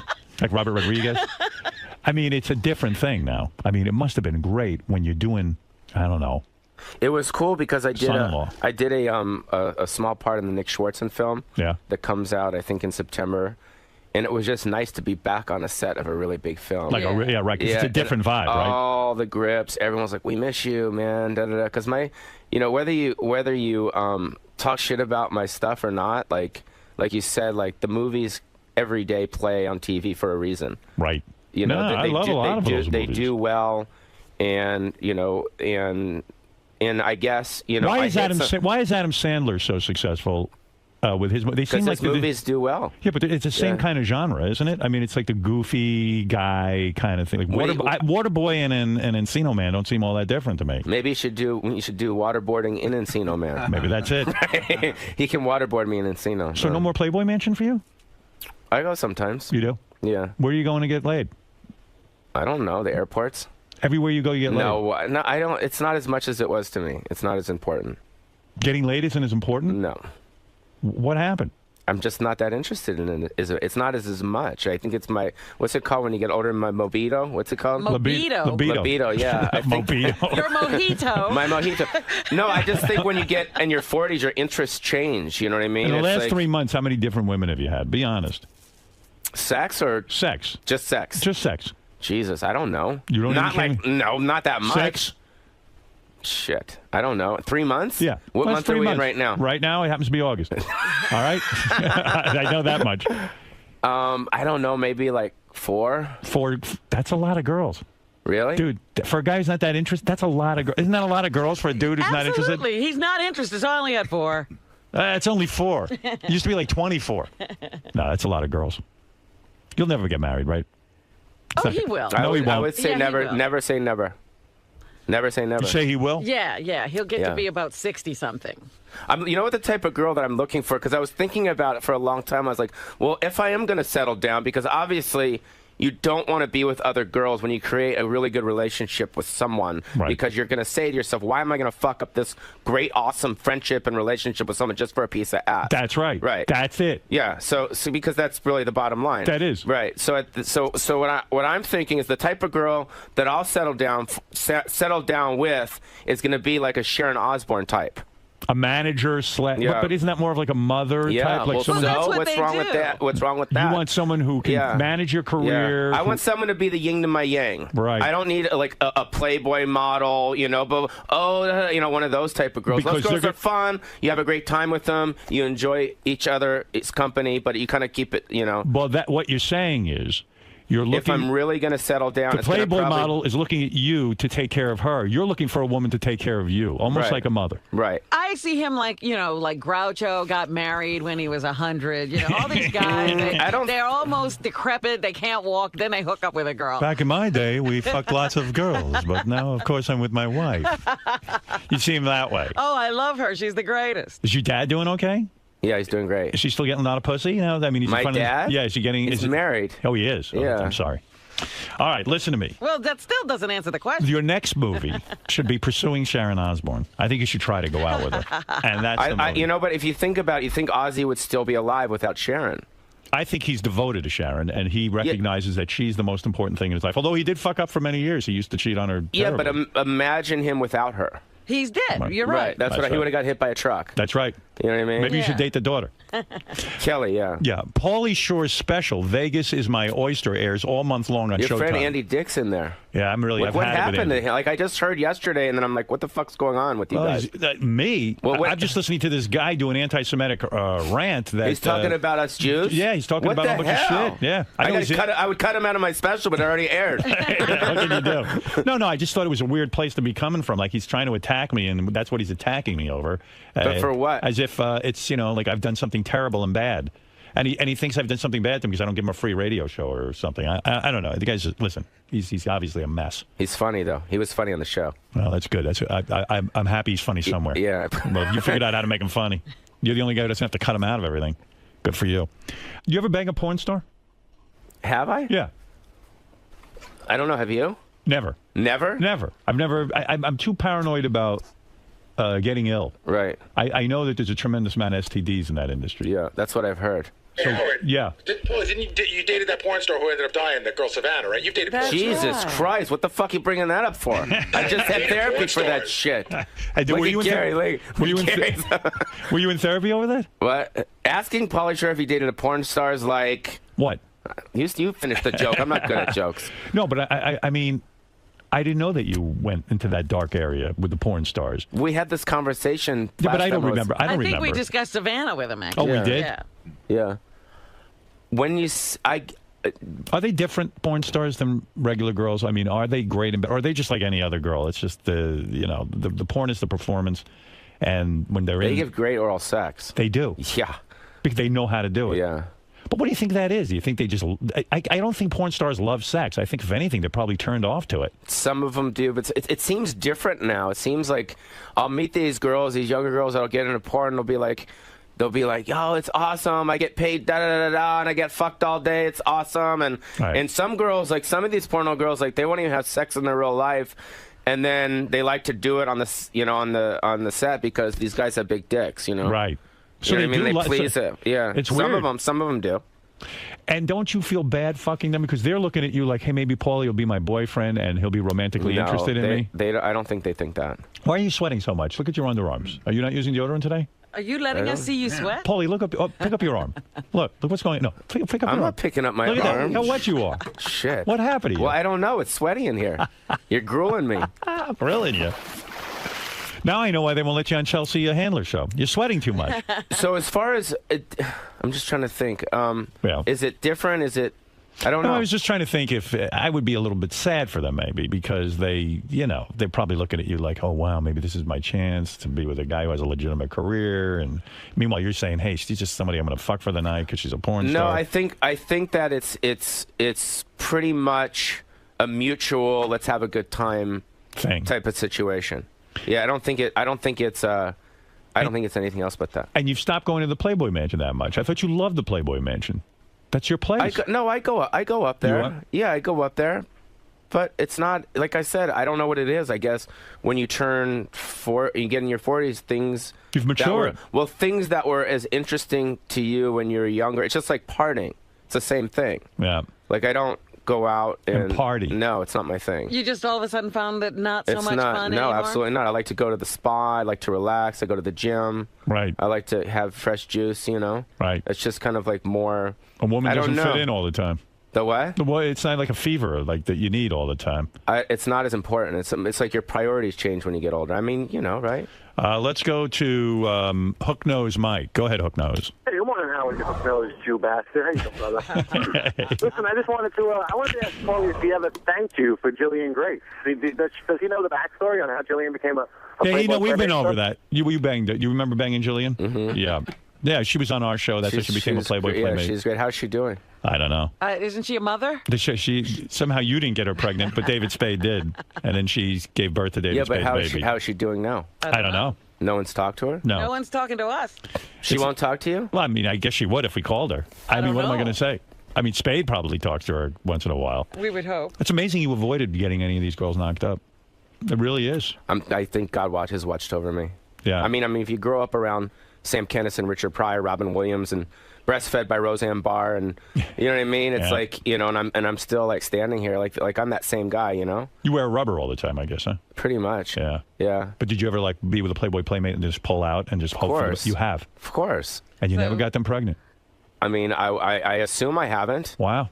Because I would what probably a lucky know. Dodging those bullets. What's with you guys? What happens is when you, I guess when you know that pre-cum is coming out. Yes. You know you got. But you don't know when pre-cum is coming. That's According the to what problem I've with read, pre-cum. Pre-cum comes out sometimes and you don't know it. Like, you know, guys think they're holding back sexually, and they know when to pull out. But things can drip out, evidently. Well, you got to pull the pre-cum out and make sure that they, you know. How do you do that? That you just. I could be pre-cumming right now. I'm not even sure.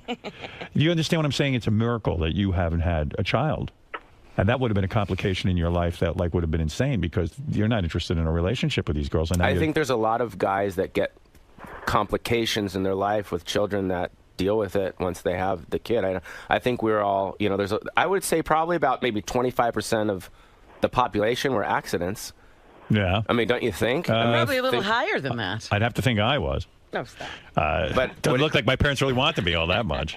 So the point is, you've been very, very lucky that you do enter a woman without a rubber, and that you do run the risk of having a baby. But you're philosophical about it. Baby comes, you know she's going to want it because she's going to hit you up for dough. Are you a multimillionaire? I would think you are after all those movies. I have a couple homes that are worth millions. You do? Yeah. Did you work out things with your family over the rights to that Comedy Store? Yeah, things are a lot better. You're friendly with your brothers? Yeah. No kidding? Yeah. You're all talking? Yes. Getting along? Yes. I mean, there was a big issue. Yes, you there wanted to was. do certain things with the Comedy Store, which your mother started with your father. Yeah. And she left it to you to run and your brothers. And your brothers didn't see things the way you did. You wanted to develop the club in a certain way. Your brothers didn't. It was a big falling out. One of the times you were on, you were very open and honest about it. And then next thing we know, you got a call from your brother, and he wanted to get on the air. Then the other brother told him not to come on the air. It was a whole fucking deal. How the hell did you work all that out? How did you work it out with your brothers about the direction of the Comedy Store? I think we just started talking. You know, I think at the end of the day, Did they acquiesce to your ideas? That was the rub. I don't think it was about the ideas. I think it was about mostly the control. You know what I mean? It wasn't so much about like, oh, this is an idea, that's a bad idea, da da da. But at the end of the day, the club needs to make money and it's a business. And at the end of the day, there's a lot of people I think that are in businesses that get along and don't get along. And I think that we just need to start thinking about the business. You're being as very opposed to- you're being very philosophical. You're not telling telling us who's running the club. I'm not running the club. So what happened? Why are you not running the club? Well, one of my brothers is running the club. And he's so in charge of you it right even now. said to me, you were the one who was successful in show business. You're the successful comedian. You're the one who had success in movies. Wouldn't it make logical sense that you run the club? I mean, have they been successful in comedy? No. So that was your gripe. So somehow you just said, fuck it. You gave up. No, we're working together on it right now. So they listen to you, is what you're saying. Well, yeah, it's like it's a. What happens when they don't listen? Well, it's almost like eventually people start talking, right, in any relationship, and we just started talking. And are you friendly with them again? Yeah, that's you what go I'm over their saying. homes. No, but we have dinners like with my mom, and my mom just had her birthday, and we all kind of had dinner together. So. And you all get together and speak. Yes. And you have each other's phone numbers and you talk. Yes. Wow, big doings there. I never thought I'd see that. Yeah. Wow. Well, because at the end of the day, it is a business, and I think we're all kind of trying to put the business first, as opposed to any of the kind of past big growth things big growth that were going on. So right now we're in the middle of me and my brother are in the middle of trying to put together the 40th anniversary of the Comedy Store. So that's kind of where we're at right now. Well, that's a next special. Watch him and his brother in a room discuss what that special should be. Right. Can imagine. So what happened? One of them tried to call to be on the air. And yes. It's hysterical. And the other brother didn't. I mean, because you had made some pretty heavy, statements about your family and all of that. But the other brother said, "Listen, maybe let's end this. This is crazy." Yeah. So anyway, hey, listen. If you're interested in applying to be Paulie's assistant, that's a whole nother thing going on. What's that all about? Go to willworkforpaulie.com. Paulie is actively searching for an assistant, and one of the prerequisites is how many people do you know in show business, and how and if you can get them on the phone. Ah. And when Paulie actually listen, do they know Chelsea Handler? well, that would be ideal. So when Paulie interviews these women, he describe it, Paulie. You say to them, "Look, who do you know that's important in show business, and let me see you get them on the phone." Is that correct? No, that's not correct. All right, go ahead. No. What is correct? It's basically it would be cool to, I guess, work with someone side by side with you that brought something to the table from their past. Right. Some type of experience, whether they worked at HBO or Showtime, Comedy Central, something that. You know what I mean? Right. They need a credential. Just something, so it's like they're not just kind of leaning on your stuff. You know How what much I mean? does a Paulie Shore assistant make? I mean, what kind of money are we talking about here? What I usually do is I like to get their job history, right, to see what they did and their see their resume and see where they were before and how much money they made before. And I usually, if I like someone, I kind of go by that. And what does someone have to do for you as the assistant? Do they sit there and take dictation? I mean, what is it they do? It's probably similar to maybe what one of your assistants do. Like what? What do you? I don't know. I mean, I do. I do. Are you one of those bosses that you have to be available 17 hours a day? Are you kinda? But that's just for stuff like where's my flight information? Right. That's if they forget that, like they have to be available for that. Or there's a lot of that, a lot of flying around, a lot of making connections and this kind of thing. Yeah. So it's probably a lot of it's kind of booking stand-up tours, press, travel, hotel. On that, a lot of it is a lot of detail work. Yeah, a lot of it. I have a couple of houses, so there's stuff on that. There's tenants living in one house. I'm just leasing out another house. So it's personal life and professional life stuff, and then there's a lot of production stuff. So they'll kind of help oversee the deliverables. For instance, on Vegas is My Oyster, right, with Showtime. A lot of the what other stuff is there? The social media stuff. Sounds like a person could make $17,000-$18,000 a year doing an important job like that, right?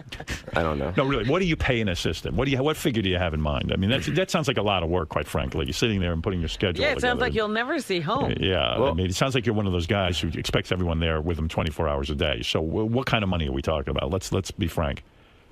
Well, are we talking over $100,000 a year? No. All right. What are we talking about? But like I said, I don't.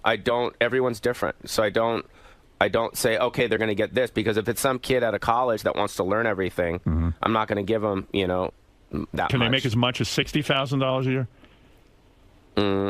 No. Oh boy. Can they make $50,000? Yeah, probably around there. Around there. All right. How personal does it get? Do you ever fuck your assistants? Do you ever have sex with them? No. Never. No. What do you mean no? You fuck everyone else. Why not fuck your assistant? Oh, my God. I mean, for God's sake. No. No. All right. But also another thing is a lot of these assistants, they'll have like a small team of people under them to kind of come in daily once in a while. So they'll kind of manage other people that come in. So it's like if I have a shooter, an editor, a graphics person, they'll come in once a week and they'll kind of just organize that. So the assistant's job is really to kind of manage my stuff, but kind of oversee a small team of people. All right, sounds like a lot of work. At 50 grand, you got to really earn your keep with the Paulie Show organization. Well, I mean, at the end of the day, you know, if it's not a financial thing, then they're learning a lot of stuff. So. All right. Well, sounds like you need an illegal alien. Is what you're really looking for, honestly. But we'll see. Would you have a male assistant? Or was most of my assistants are male. Oh, most of them are men. Yeah. That's why you probably don't fuck them. I get it. So what do you think about being my personal assistant? About who? Anyone. You think it would be something good for someone, or? I mean, excluding the money situation? The personal assistant thing is very funny to me because I think some people expect that person to become everything to them. And you know what I'm saying? Like, yeah, I don't know what kind of boss you are, but there's certain guys who think for 50 grand a year you own that person and you should have them around you 24/7. And really, you know, that's not fair. Yeah, but I'm out of town. I'll be out of town like 3 weeks a month. I'm always on the road. I see. So it's like you know what I mean. But they can't be available to you all the time. You understand? No, I mean, I don't need it as long as they do their job and they give me their stuff. It's not like I'm going to call them up and go, get me some cough syrup. Right. You know, so it's not like that. It's pretty well defined. Yeah. No. Well, I think it could be a good deal. No. Yeah, I mean, I think it might be fun. You know, who knows? I mean, what do I know? All right. Anyway, Paulie. It's good to see you. Nice to see you. Yep. Give up the Chelsea handler thing. Just let it go. Let go of that. Yeah, I just... So she doesn't have you on. Who cares? All right. You know, there's other shows. You come here. You're welcome here. What's the matter, man? You all right? Nothing. I'm you okay. Yeah. I don't know, man. You seem a little weird today. Something's bothering you. I don't know. Are we going to find out something when you leave? Something going on in your life you want to tell me about? Like what? I don't know. I'm getting a vibe that there's something on your mind you want to tell me about. You seem depressed. No, I'm okay. No, something happened. I can feel it. Really? Yeah. Someone's pregnant. Oh, God. Oh, man. Oh my God. That would be awful. How you doing? I'm good. Yeah? Mm-hmm. Everything fine? I was worried about you. The what? I was worried about you. Yeah, it was tough. But things are okay now. Yeah, with your brothers. Yeah. Right. One of the brothers wanted to come on. One of your brothers, and I can't tell you which one because I genuinely don't remember. One of your brothers called and he said, you know, listen, I want to dispute a lot of what he said. And I said, great, would you come on the phone? And he said, yeah, just let me talk to my other brother. And then he called me back the next day, or I called him and he said, you know what, lawyer said if this isn't a good idea, I'm just going to lay low. Right. So I'm glad it worked out. Yeah, you got it all straightened out. Yeah. Sounds like it's kind of straightened out. No, it's definitely around the corner. Right. But it's not like what it was. It's not what it was at all. Right. Would you go? Would they say, "Hey, come on over for Thanksgiving," or it's not there yet? Yeah. Yeah. Well, that's good. Yeah. That sucks when it's not comfortable with your family. Good to see you. Yeah, thanks. Thank you for coming in again. Thank you. All right. Thanks. Good to see you, man. Thanks. Can I take a quick picture of you, man? Here. Yeah, 10, Howard. Let's go down I'll take one more. Awesome. There you go. Later, guys. See you later, Paul. All right, what is it? Paulie, is today equally as therapeutic as the last appearance? I don't remember. I just do it. I don't know what happens. So you get in almost the zone. Yeah, you just kind of get in the zone. You know what I mean? So I don't know. You know what I mean?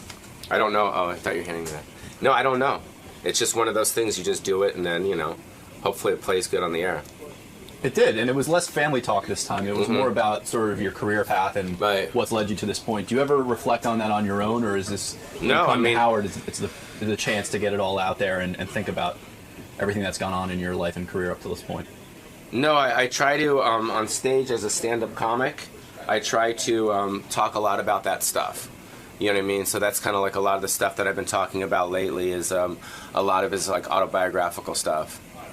So the fact that he was talking about all that stuff, it wasn't that odd, you know? It wasn't that new to you because you're doing it. Yeah, I've been kind of doing it lately on stage, yeah.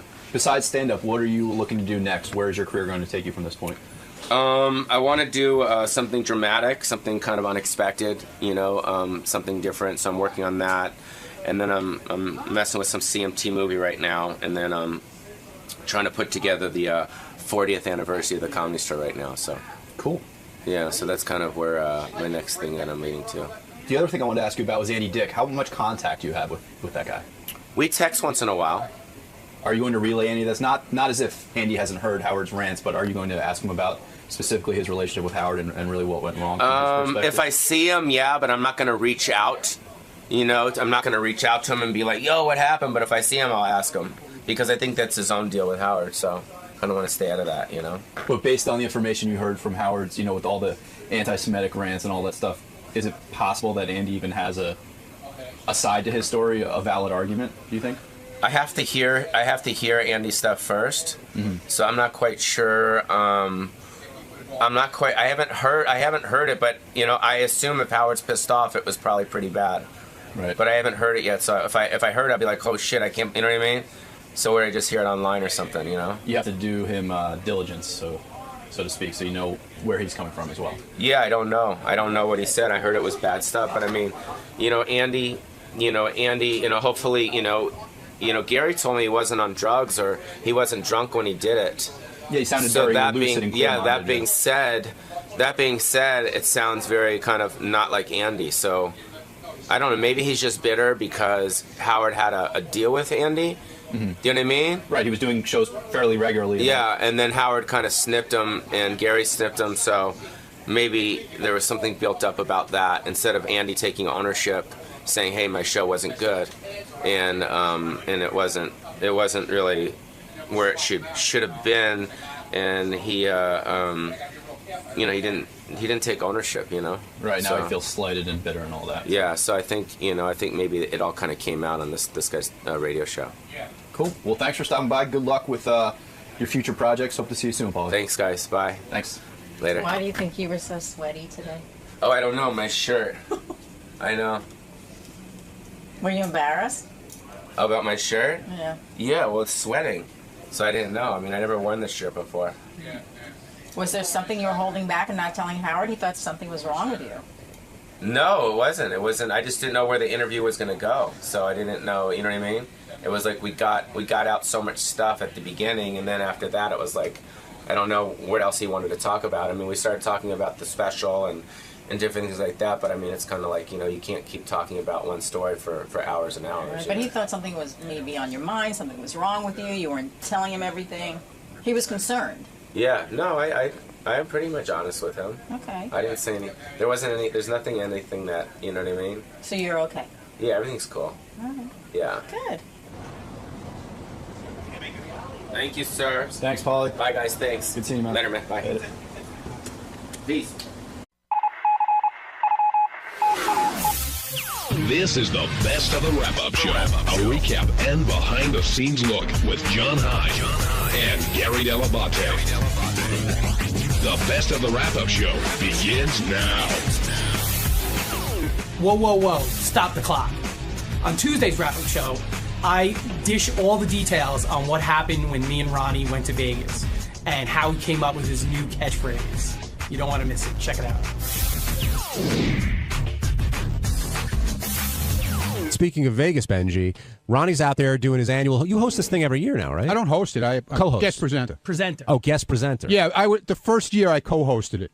And then they started using comedians after that. So how many years is this been for you? That was the fourth. This is the fourth year. Fourth year. All right. So you're doing Exotic Dance Awards. Okay, but other than that, you're doing other stuff for Ganji and Howard TV. There's a convention during the day, right? And Ronnie has to appear Gentlemen's at the Rick's Club convention, right? Gentlemen's Club, and Ronnie appears at the Rick's Cabaret booth. So, like, what goes on at a Gentlemen's Club convention? So you go there, and so there's a Rick's booth, and what do you do at the Rick's booth? Pretty much you just hang around and say hello to people. But why would somebody go to the Rick's booth? Like somebody thinking about being a franchisee? Yeah, Yes. exactly. And what happens is at this convention, there's everything from like people selling couches for clubs, people selling like liquid floors, poles, lingerie. lights, Is there like a everything. funny Yeah. money distributor? Or? No, but there's like wristband distributors. There's like everything that everything you can think of. Liquor Yeah, companies. liquor They give out companies. samples. All I right. mean, Now, did you say stop the clock off the top of your head, or was Ganji telling you to say stop the well, clock? I said it, and then he said, "Gee, that's a cool new catchphrase. Keep using it."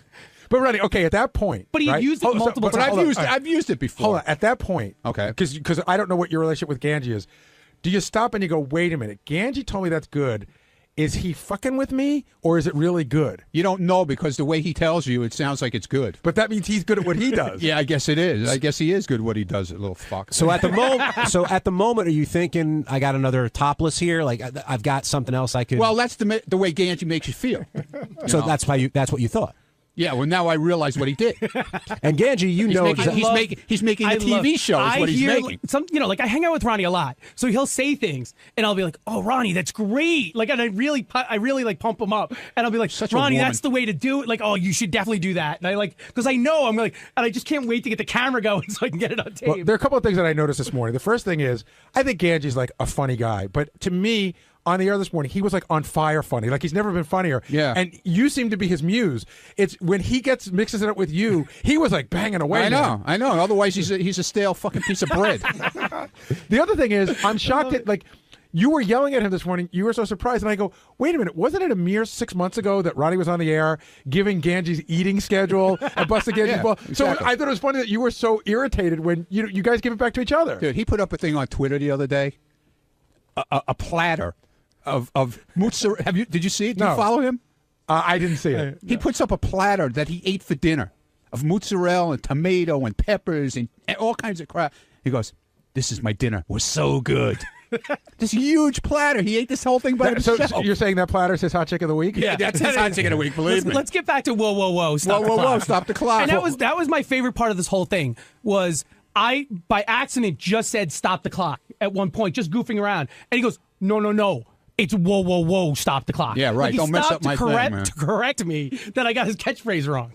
So when you go to the Gentlemen's Club convention, I hang out at the booth for a little while, say hello to people. We have girls there, and we hang around with them. There's photographers come around, take pictures, and then I'll go around with 𝗫, and we'll like do interviews, or we'll just go around scouting out the whole thing, see what's going on, say hello to people. And it's a convention. How deep are you into the culture in the sense that like if the show ended and you could put up the money, would you ever like say you wanted to move to Phoenix, Arizona? Would you ever open a Rick's?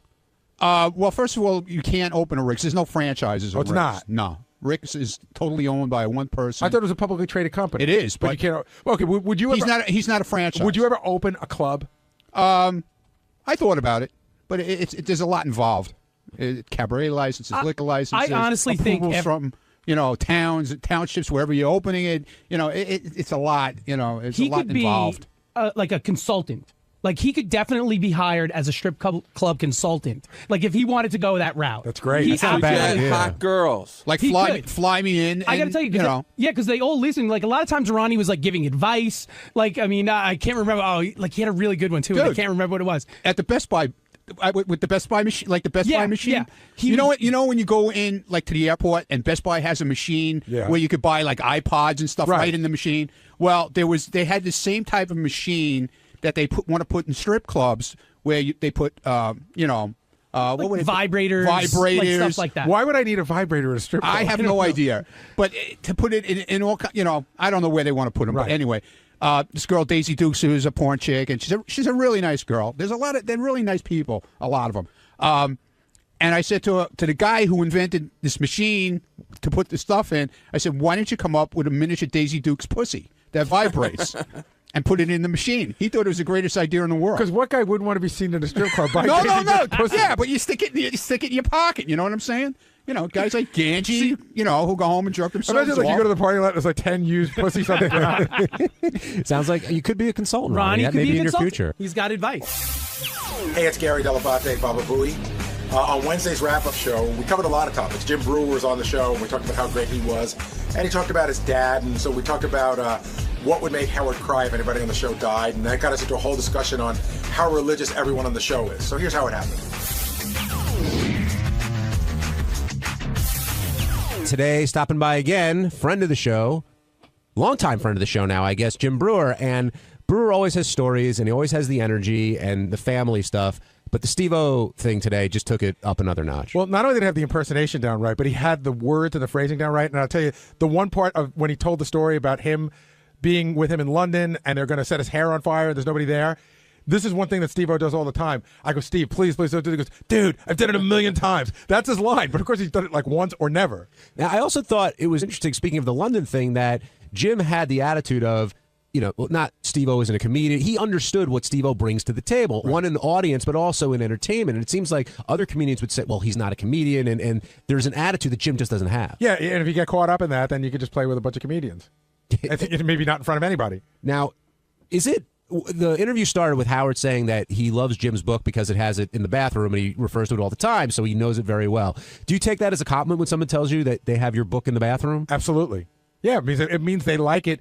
Listen, even if it's in the bathroom and no one reads it, it means they want to read it. And it represents you, like when other people come to your bathroom. That's true. I remember one time we went to Jackie's bathroom and we saw there was a book that was in the bathroom that was the funniest book. It was something, I don't know whether Nancy left it there on purpose, but the book was Coping with an Alcoholic. So when you go to somebody's bathroom, you look at the books and you try to read into what the hell's going on. Of course. Now, Jim is now moving his dad in because his mother was beating up his father.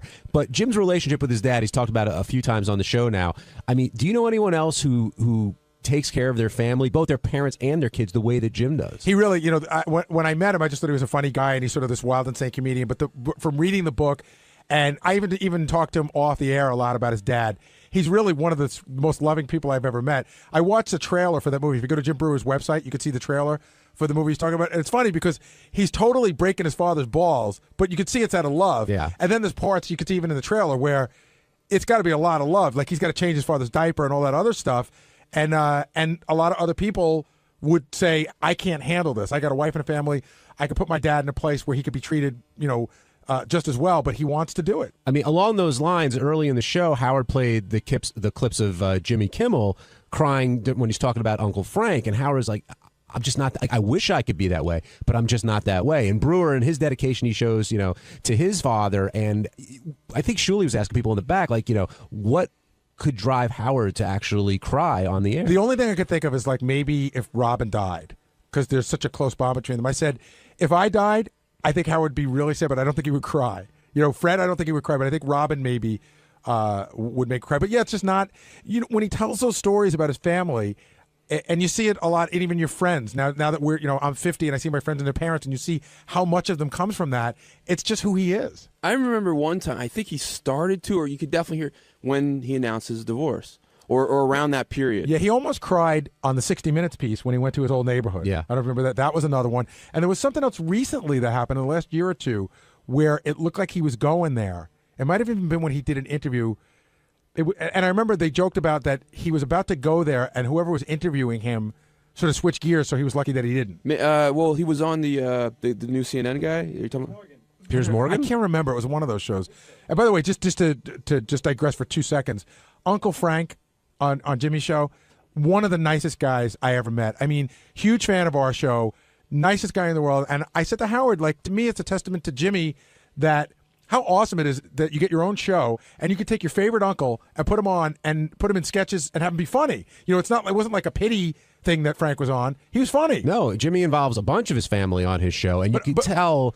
I know, you could put them on because they're in your family. You could put them on because they're entertaining and funny, and Uncle Frank certainly was that. But you could tell how Jimmy feels about his family and the closeness there. Whereas when you hear Howard, I think Howard is extremely close with his father and his mother, even though his dad's very standoffish with certain things emotionally, and his mom, well, his mom's his mom.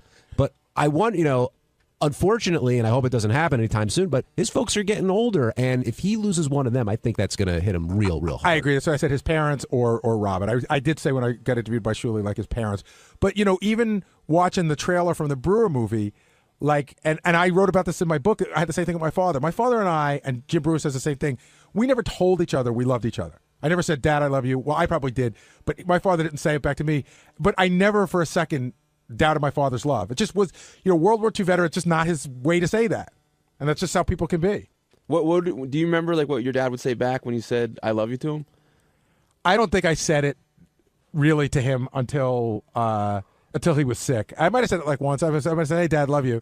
Yeah. He might have gone, yeah. I don't know, like a grunt. No, or like a grunt. It's just like, it probably made him a little uncomfortable. But you knew the feeling was there. Absolutely. Yeah. It's interesting. Do you tell your dad you love him? Yeah, I do. Yeah. I mean, like my kids and I, we say it all the time. I mean, I almost make it a point to say it to them. Do you kiss them? I do. Where do you kiss them? On the cheek. Okay. It's not to grab a little ass. No, I kiss them on the cheek. They're my kids. Do you say that to your dad? I do. My dad, I love my dad. I'm really close to him. I definitely, and I feel very much loved by him, by both my parents. but it's more something my mom would say back to me than my dad. He's very loving to me and will express loving, but doesn't call me up and say I love you. No, I don't think very many dads do call up their, I don't know how old you are. We but do son kiss No, but there are moments in life where it may come up. Huh? Of course, I don't think anybody's dad. I don't call my kids up and go, "Hey, I love you." Well, I do but that. But I do that normally whenever I hang up with my parents. Like, talk to you later. I love you. What does your dad say? Look forward to talking to you on Thursday. That kind of, no, but it's not like an uncomfortable thing. It's just not as much as style to say. I use it as a goodbye. I think I don't know who put up the note, but I think what drove Howard to almost cry was he was talking about his father being how proud he was, and that's really what got to him on the TV interview. I think the thing for Howard too is it sounds like he and his parents are in such a great place right now, but it might not have been the same place 20 or 25 years ago. And again, having been through this, you get to a place where with your parents, the older you get, the more you appreciate certain things and forgive certain things and understand certain things. And once you get there, it makes you closer. Well, Jim certainly loves his mom and dad. He makes that very clear. The other thing he talked about a lot was his religiousness, but he wouldn't call it that. And then he talked about, of course, the maid being possessed by the devil, which we'll get to in a second. But would you consider Jim a religious person? I mean, his wife is one thing. I get the impression Jim was raised in a religious background a lot like I was, but the difference is he's married to someone who's super religious, so he has the religious knowledge, but a lot of the religious wife is rubbing off on him, which doesn't make him religious. But there's a fine line between religious and superstitious. He seems to be a little of both. What did you think of the maid being possessed by the devil? I thought that was amusing. I don't think she really was. Well, Jim does, apparently. Benji? He's sort of tense about that. Does he really think she was possessed? You don't think it was a clear case of possession? Like, I didn't get it, but I think it's cool. I don't but I've never heard of cases of possession where I think like, oh, that's a definitive case of possession. Who do you think the most religious person is around here on our main staff? Well, overtly or in reality? Both. Because overtly, I'm going to go with Sal. Sal's one of those guys who I don't think is very religious, but was beaten down as a kid like a Catholic. So he's like, oh, you can't say this, you can't say that, you got to do this, you got to do that. The most religious person here. See, Benji's proud of his Judaism, but I don't know that necessarily makes him religious. I don't know that. Do you consider yourself religious? I'm really interested in it. I'm really interested in is there a God, is there not, that kind of stuff. But I don't have a strong belief. I don't know who is the most religious person here. It's not me. But I do follow some religious practices. I don't know. My vote would be overtly or covertly. My vote's for Sal. I mean, Sal is the only person who.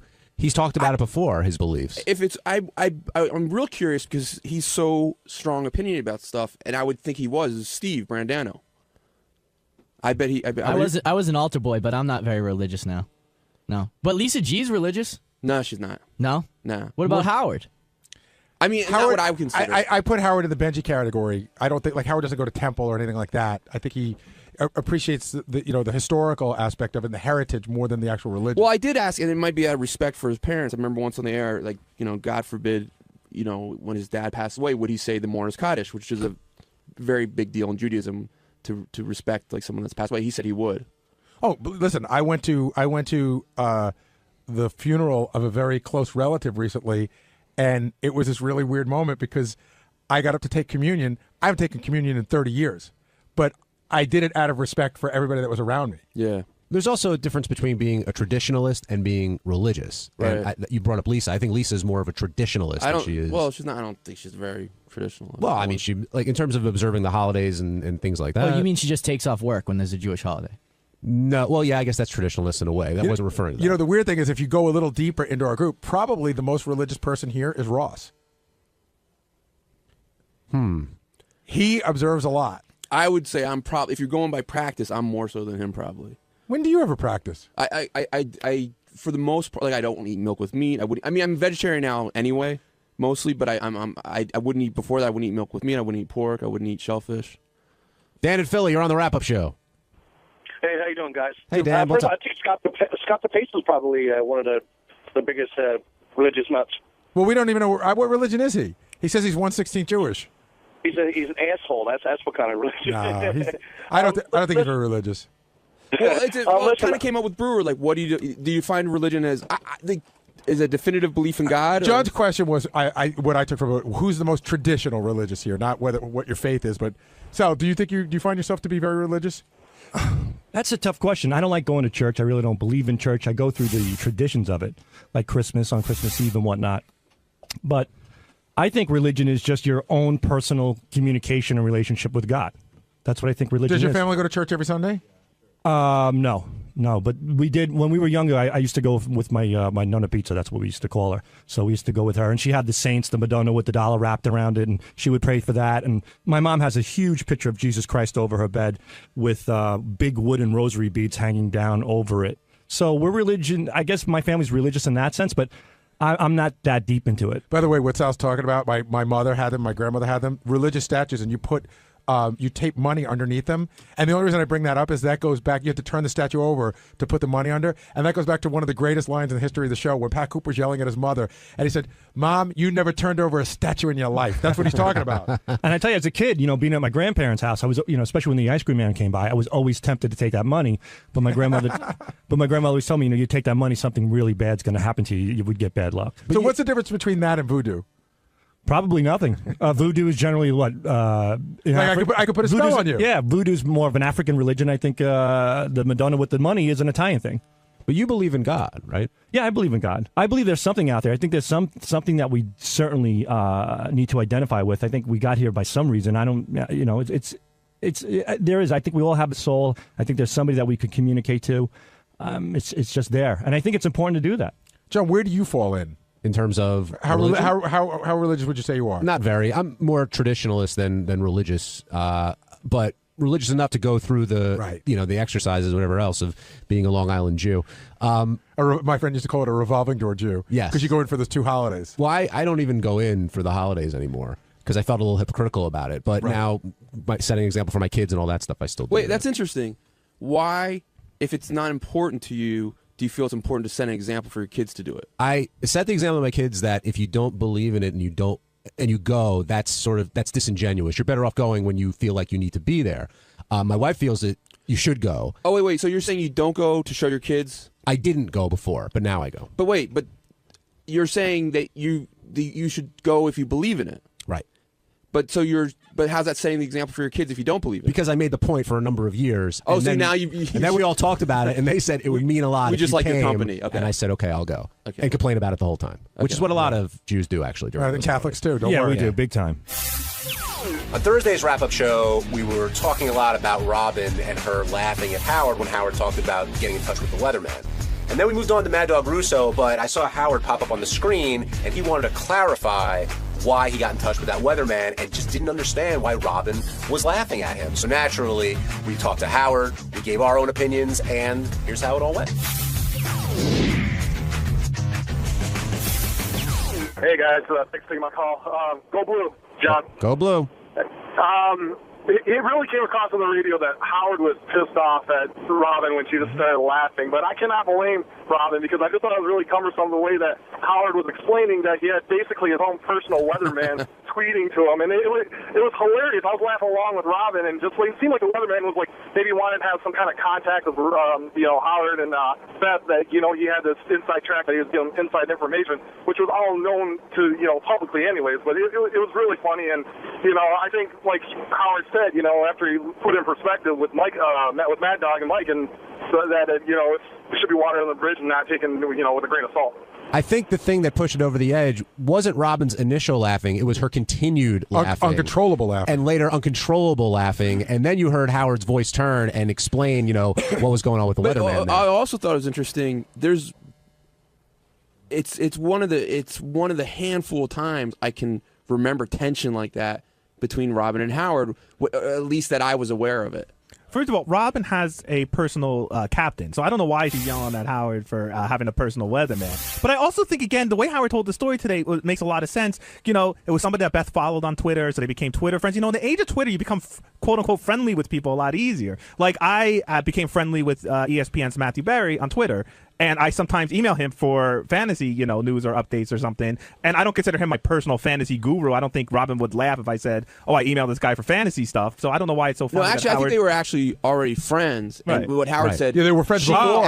He said, "Oh, hey, follow my Twitter. It's good for me to follow." If you were friends with a guy who was a weatherman and there was a big thing going on, you thought you might have you had to evacuate, as a for instance, and you might have information an hour early. Why wouldn't you take it? I've called the Yankees before because I have some friends that work over there, and they're always monitoring the weather for games. I can see Robin's point of view a little bit, because it's a little bit like you're like, okay, come on, I know what you're saying on TV, but tell me the truth, like what's really going on, like they're doing. But I can see like that you really do like, okay, I'm specifically like right here. What do you think? I would ask, wouldn't you? Yes. Brian in Ohio, you're on the wrap-up show.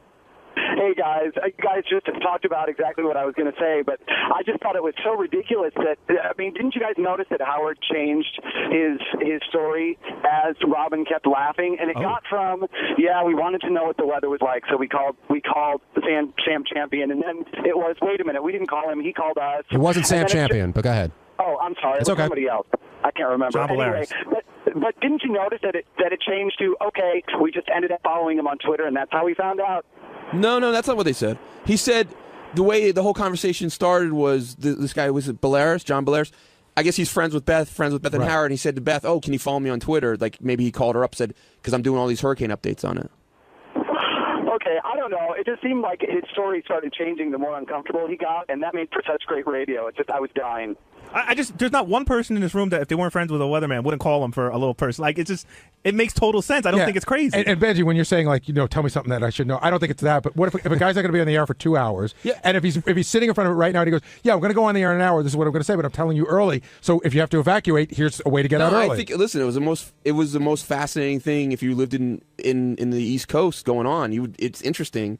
It was interesting. Every channel on TV had constant. You couldn't watch anything else but storm coverage. Yeah, but you don't know. So I got to tell you, some of those people I don't trust. They're lying. The weathermen are lying to you. No, I think in my mind, and I know I'm crazy for saying this, some weathermen are better than others, but they're probably all the same. And I also think, if I had a friend that was a weatherman and I called him, what I would be hoping to hear is, "Look, dude, the storm looks like it's going away. We're still hyping it up for the ratings, but don't worry so much about it." That's what I'm looking for. Here's my thinking. I think Sam Champion is very believable. And the reason is he's been on the air for 20 years. If he sucked as a weatherman, they would have fired him already. So he must know what he's talking about. So and what I'm saying is ridiculous. Dr. Frank Field was your guy. Absolutely. Yeah. Growing up, Dr. Frank Field was a legend. All right. Howard, is that you? Yeah, it's me. Hey, how you doing? All right. Hey, first of all, I'm calling in because I'm listening to the discussion about John 𝗵𝗱, the weatherman, and people are saying I changed my story. The story is very simple, and I want a chance to clarify this because I still think Robin's laughter was inappropriate. Here's what happened. We know John. John lives in our area. He knows where we live. We were being told to evacuate. I said to Beth, I think it's ridiculous. Based on the weather information I'm getting, I think we should stay where we are. Not going to move 3 cats and a dog. It's ridiculous. We're staying, and our neighbors are staying. So I told her that. She's friends with John and said that she was talking to John and said, "Oh, we're staying." He said, "Hey, can I speak to you guys about that because I want to tell you something." He called and said, or Beth called him, I don't remember which it was. But in any case, they had a discussion in front of me where they said, "Hey, Howard thinks we should stay." And he said, "I really don't think that's a good idea. And here's why. Because of what the tides are going to be and this and that and the other thing, that it's going to be, crazy and there could be flooding and all of this." And so he advised us that my decision was not accurate, that it probably should leave. Now, what the fuck is so funny about that? I got to say, what you just said to me made total sense, and I'm not being a kiss ass, because we were agreeing with you. I'm not looking for a personal weather forecast. I made a decision to stay. He heard about it. I didn't tell him my decision, but he said, "Hey, I hear your decision. Look, I'm a professional weatherman, and I know the area because I live there. And I'm telling you, it could potentially be a lot worse than you're imagining." That makes sense. I think he's a friend who was concerned. I think Robin heard it as, we talked to our own personal weatherman, and that's why we decided to do what we did. I think that's the way she heard it. I don't even really know John as a weatherman. In fact, he had to tell me what he did for a living. I'm not familiar with the local Philly market. And he, in fact, had said to Beth, "Why don't you follow me on Twitter? I'm doing all these hurricane reports." And so she's a friend, and she said, "I'll follow him on Twitter." So I don't know. I mean, listen, why would that be funny? I think Robin laughed way too long. Yes. And I didn't understand it. I'm not angry with her. Would it be fair to say you were irritated? Hold on a second. Ronnie and I are about to die. What's going on up there? Drive safely. He's in a fucking rush. He's like a mental case. Easy. It's not funny. Stop the clock. Howard, were you pissed? I mean, at her initial reaction, or the fact that she just went into hysterics? I felt the over it? laughter was going on, and in fact, I felt that she was laughing because she'd gotten caught up in me saying, "What do you think so funny?" And then she just couldn't answer, so she kept laughing. I didn't feel the laugh was real. Interesting. I thought I thought the laugh was real. I don't know about you. I don't think so. I don't think it was. But Robin, I wasn't mad at Robin. I mean, I wasn't, and that's another thing. I'm not angry with Robin. Listen, Robin is there to react and do things on the air that are provocative and interesting, and to be herself. Well, maybe not mad, but you could be. It could have irritated you or make you feel bad. It irritated me because I didn't think it was funny. I mean, I didn't. I was like, well, what is funny about a guy calling up and saying? Maybe I didn't explain it well to Robin, but we all got it. Yeah, Robin. Oh, you did. Yeah, we all understood. Well, yeah, I mean. Yeah. So I thought, well, maybe there's a joke here that I'm not getting, that there's something crazy in the fact that this guy's a weatherman and he's concerned about us and thinks I'm making the wrong decision. Well, Benji was saying before, it's one of the few times where he sensed genuine tension between you and Robin. Is that was going No, on? I didn't have, honestly, I wasn't upset or angry. I was just like, well, I don't understand what's funny. But you seemed to me that you were. I was irritated. Yeah, maybe not at Robin, but at the situation. Like that I was seems, irritated. Yeah, that seemed to be real. I'm emotional. irritable all the time. I mean, I'm always irritable, Benji. Howard, what's your gut on Bubba after talking to him today? Oh man, I don't even know if I want to tell you my gut. I think Bubba, and you see, this is all. By the way, this is based on nothing. Okay, I think Bubba's a wild guy. I mean, genuinely wild. Not a radio guy posing as a wild guy. He's wild. I think he's wild. I think she's wild. And in my imagination, by the way, I'm purely making this up. I have nothing to base it on. That she gets a little crazy and he gets a little crazy. Like maybe even open marriage stuff. By the way, I just totally made that up. Right. But if that were the case, when it comes, how can open marriage last